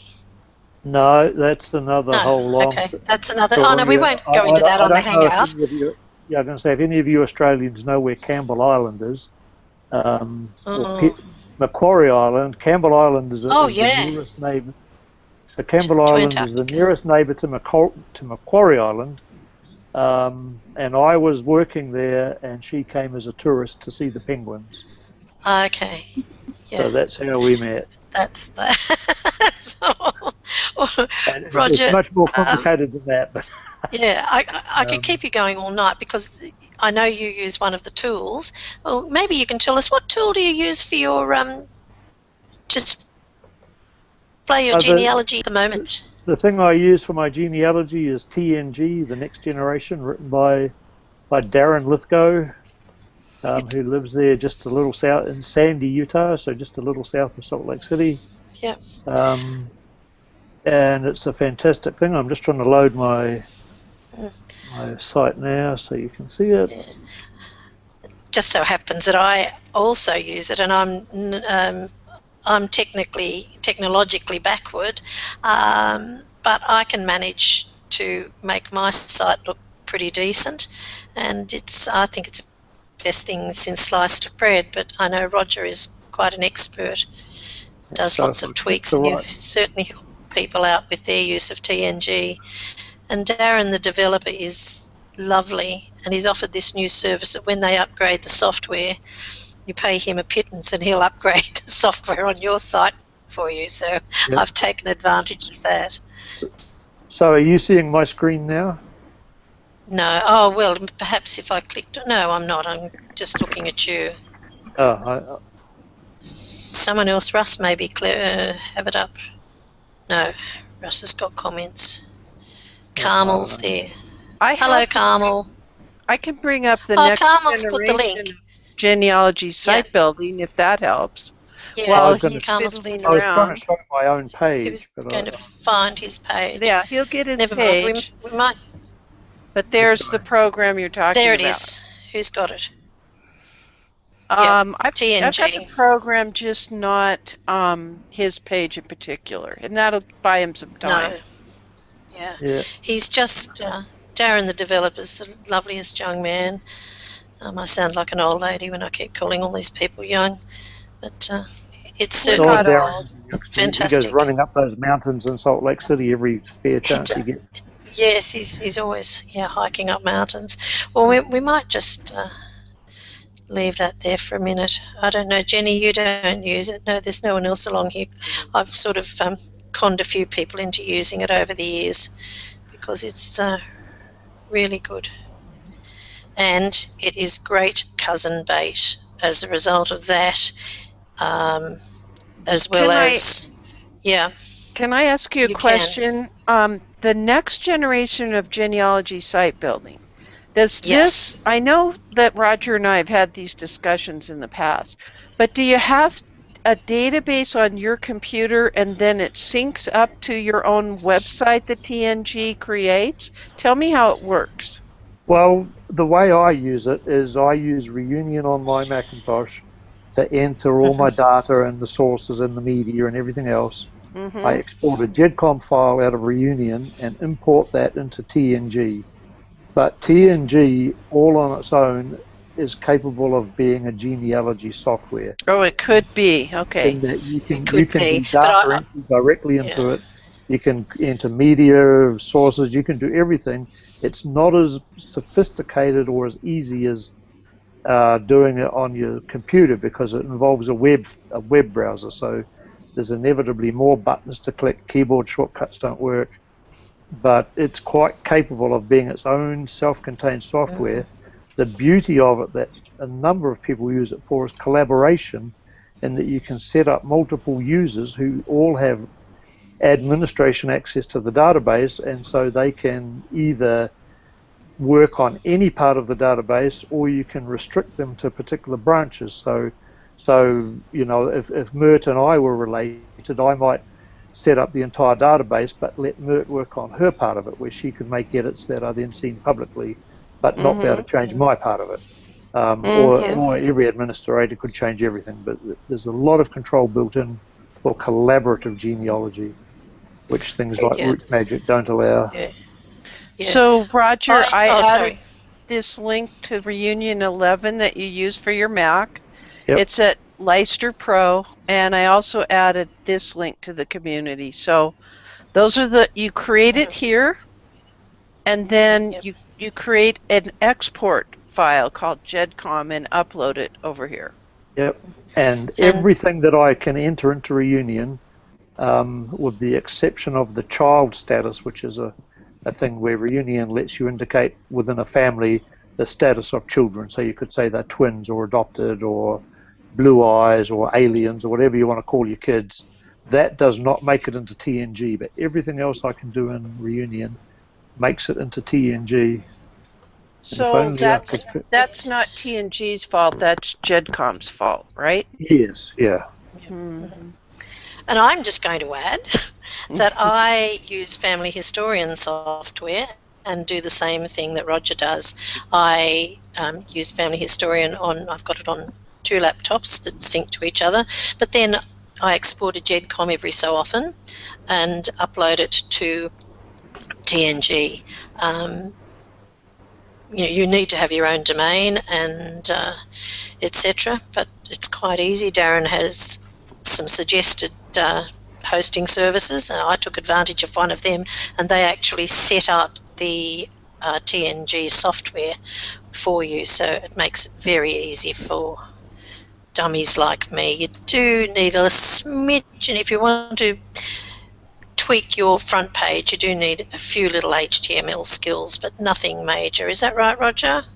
Yeah, you can use it out of the box, or you can, you know, people like myself and others even more clever than I dive into the guts of it and change it. Mert, could you click the link I put into the chat box?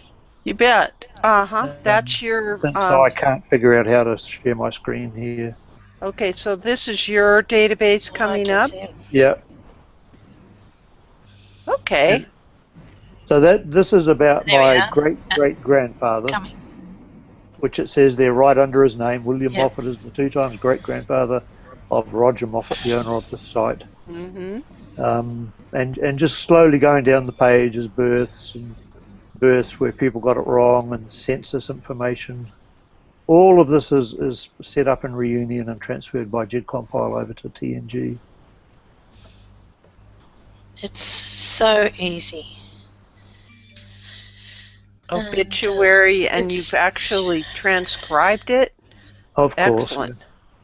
And here's his last will and testament and the solicitor. Perfect. And if you keep going down, you'll see images of those things as well. Okay. And a map of where his events in life took place in the world. So if I wanted to look at the house, there it is. Wow.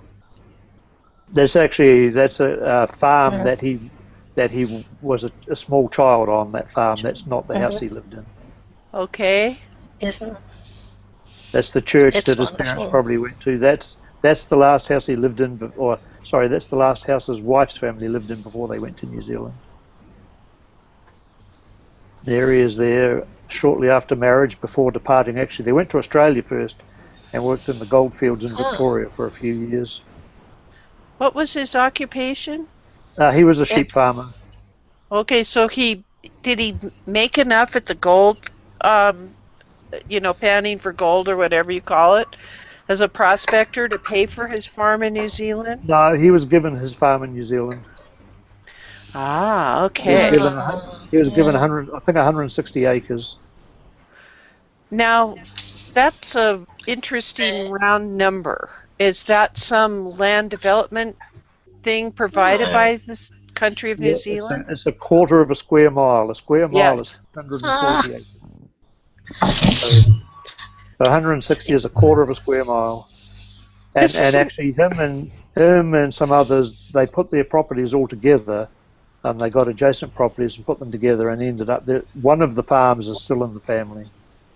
Wow. Oh, yeah, fantastic. So there's a new icon. I guess that's what we didn't set out to talk about, but there's a quick overview of TNG for you. But that's what this is on about. All of a sudden, I remembered that you were a TNG guru, and I thought, wow, that's it's a tool I use, and it's a tool I love, and I like to share things that I like. So thank you, Roger, for sharing that. And I suppose we should let you go off to bed, and thank Jenny for letting you hop in and introduce yourself to us. Yeah, thanks, Jenny, for the interruption, and I look forward to seeing whoever's going to be at Roots Tech. That's not that far away now. It won't be long. and if you're in Salt Lake City on the Monday, that's my birthday, so maybe there'll be a dinner somewhere. Oh, is it?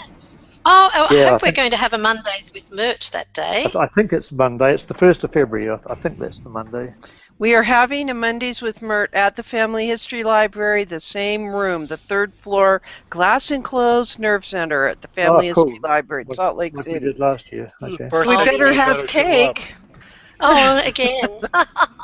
So I should get there on Tuesday night, Tuesday or Wednesday. I'm a newbie. If you want to come there, they're starting to have actual events a day earlier. Okay. Yeah. So, but Mondays with Mert will be live from that Family History library on Monday. Okay. I'm going to have to get there early if you can, because people start arriving the weekend before and have impromptu lunches. It's great meeting up in the Family History Library with people, using the resources, chatting. So if you can get a couple of extra days, it's really good to arrive early. If I'm able to do what I did last year, as soon as we get done with Mondays with Mert, because I'll do that from here. As soon as it's done, I'm going to be going to the airport to fly west. Yeah. Yep, okay. So that's good. Well, Cousin Russ, you'll have to sit me down to the side one day and tell me all these little side notes so I can get prepared. Thanks. You have joined the group on Facebook, Junior Bloggers at Roots Tech. I was a FGS ambassador last year. Let me go look and see if you're in that group. There's a group on Facebook called Junior Bloggers at Roots Tech, and that's a place where people might ask questions about going to Roots Tech for the first time. What's this hotel like? Oh, right. What sort of shoes should I wear? How cold's it going to be? All those sorts of questions. I think it's genealogy bloggers, not bloggers.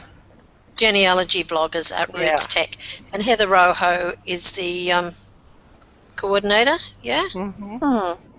Yeah. Oh, so if you join that, yes. I need it. I want to be as prepared as possible. Yeah. Well, you better join up that group. Okay. Yeah. I'll look into it. I learned just a couple of days ago that Tony Proctor is coming to Roots Tech. Yes. You gotta be kidding me! Wow. Yeah, I heard. Oh, yeah.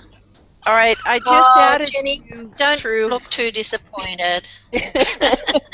I can't help it. He's all out there in rural Scotland. I feel so bad for the chap, but he lives in Ireland. Run with us, Ireland, yeah. Oh, that'll be fabulous. All right.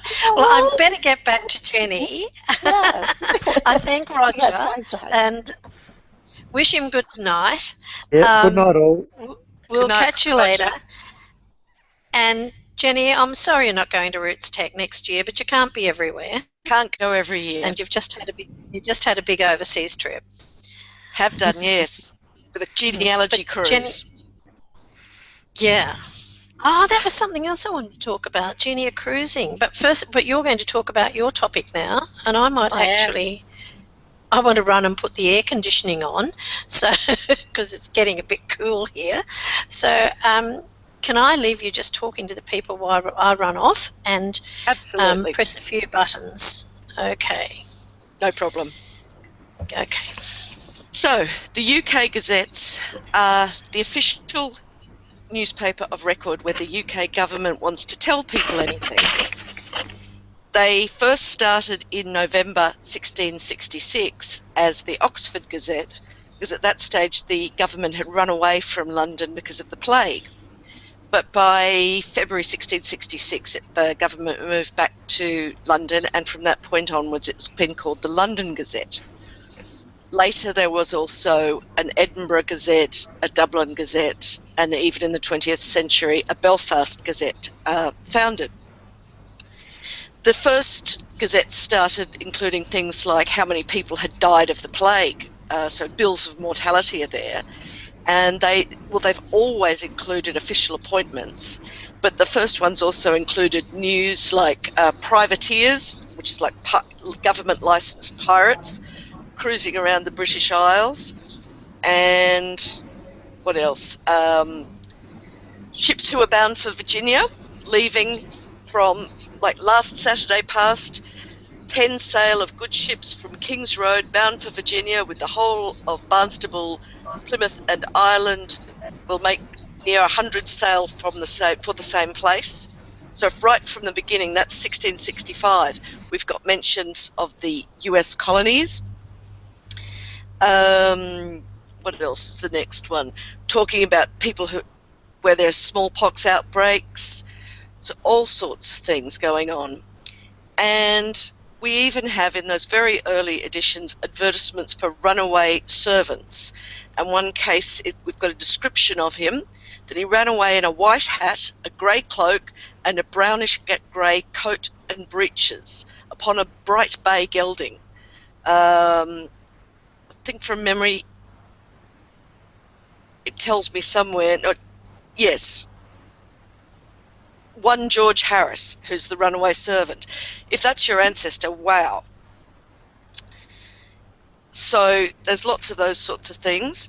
And it included an actual report of the Great Fire of London, that was a couple of pages that covered that. But it's always been known for information on military appointments and promotions. They have to be included there. That's called gazetting the appointment. And until they're included in the London Gazette, they are not official. But we've also got general honours and awards, civilian and military, information on deceased and intestate estates, civil servants, appointments to civil service, promotions, people who've passed civil service exams, etc., etc. And you've even got people putting in requests for creditors of a deceased estate to contact people, and that's got an exact date of death usually, so it saves you having to buy certificates. What else have we got? We have citations for things like Victoria Crosses from the war. I mean, here's one interesting. When the King has granted the dignity of a baron upon Lieutenant General Sir Robert Stevenson Smythe Baden-Powell. That's he of the Scouts movement. So that announcement was there in the gazettes. We have somebody searching for a missing heir last known to be in Australia. All sorts of things. We have some records of deaths in New South Wales before civil registration in New South Wales even started. Civil service, I've mentioned. We can get records of business partnerships being,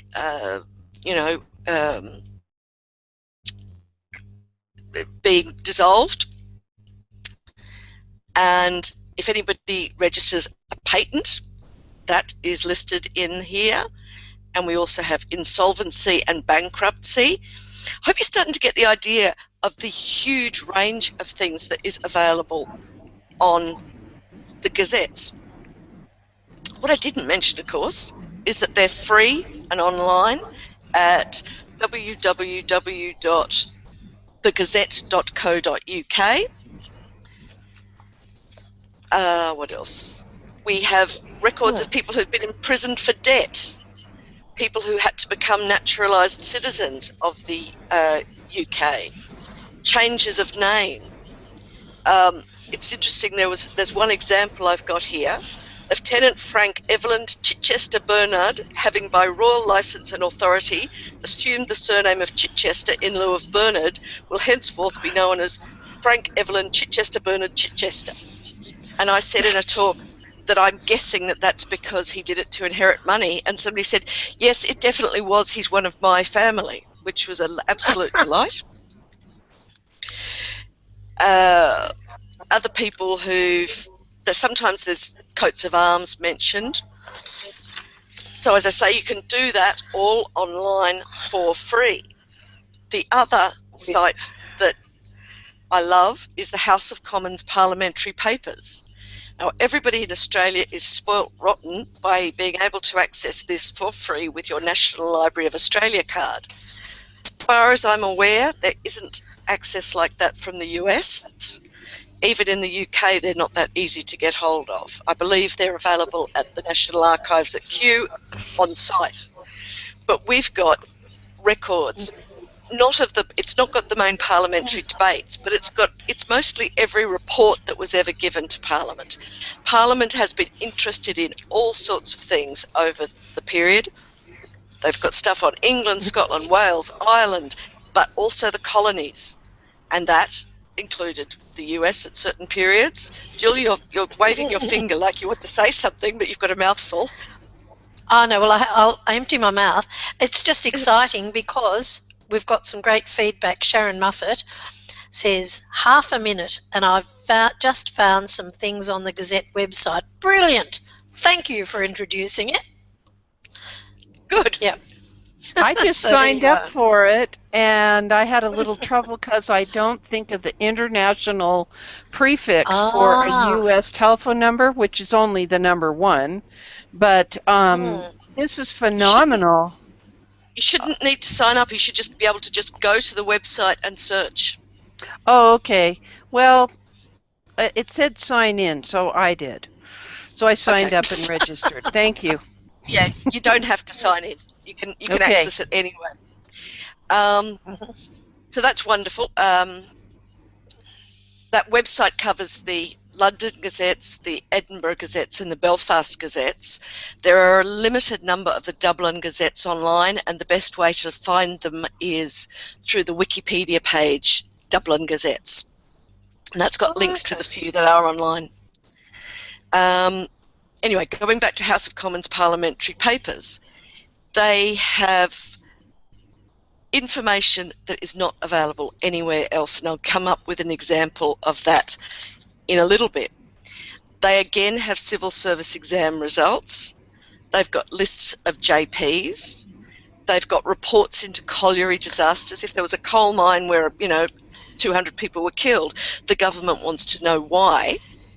Jenny, what's a JP? I don't know if they have them in the States. Justice of the Peace. I don't know. Yeah. We've got them. We've got them. You've got them. Yeah. Okay. We have lists of vagrants. At one point, the government wanted to know who were vagrants. People who were breaching excise law by selling alcohol or tobacco when they shouldn't be. But then also people who have paid the excise duties. So both sides of the fish there. You have lists of prisoners sometimes. You won't always get them. It's just if at a particular point in time Parliament wanted to know a report about it. Lists of land resumed for railways. Lists of paupers who'd been in workhouses for more than 5 years. That was because initially it was always seen that the workhouses would be a temporary solution only. And in 1861 they realised that there were a lot of people who'd been in there a long, long time. So the Parliament wanted to know who'd been there for more than 5 years, why they had been there so long, and why they were there in the first place. So, for example, when I come to that, we have people who reasoned that they were there: debility, infirm, bad sight, old age, weak intellect, decayed tradesmen, idiotic. They weren't politically correct in the 19th century, but that gives you the idea of how long somebody has been in the workhouse. So if somebody had died in the workhouse shortly after that, that's worth looking at to see how long they'd been there. Evidence to inquiries. Whenever the Parliament sets up an inquiry for something, they give evidence.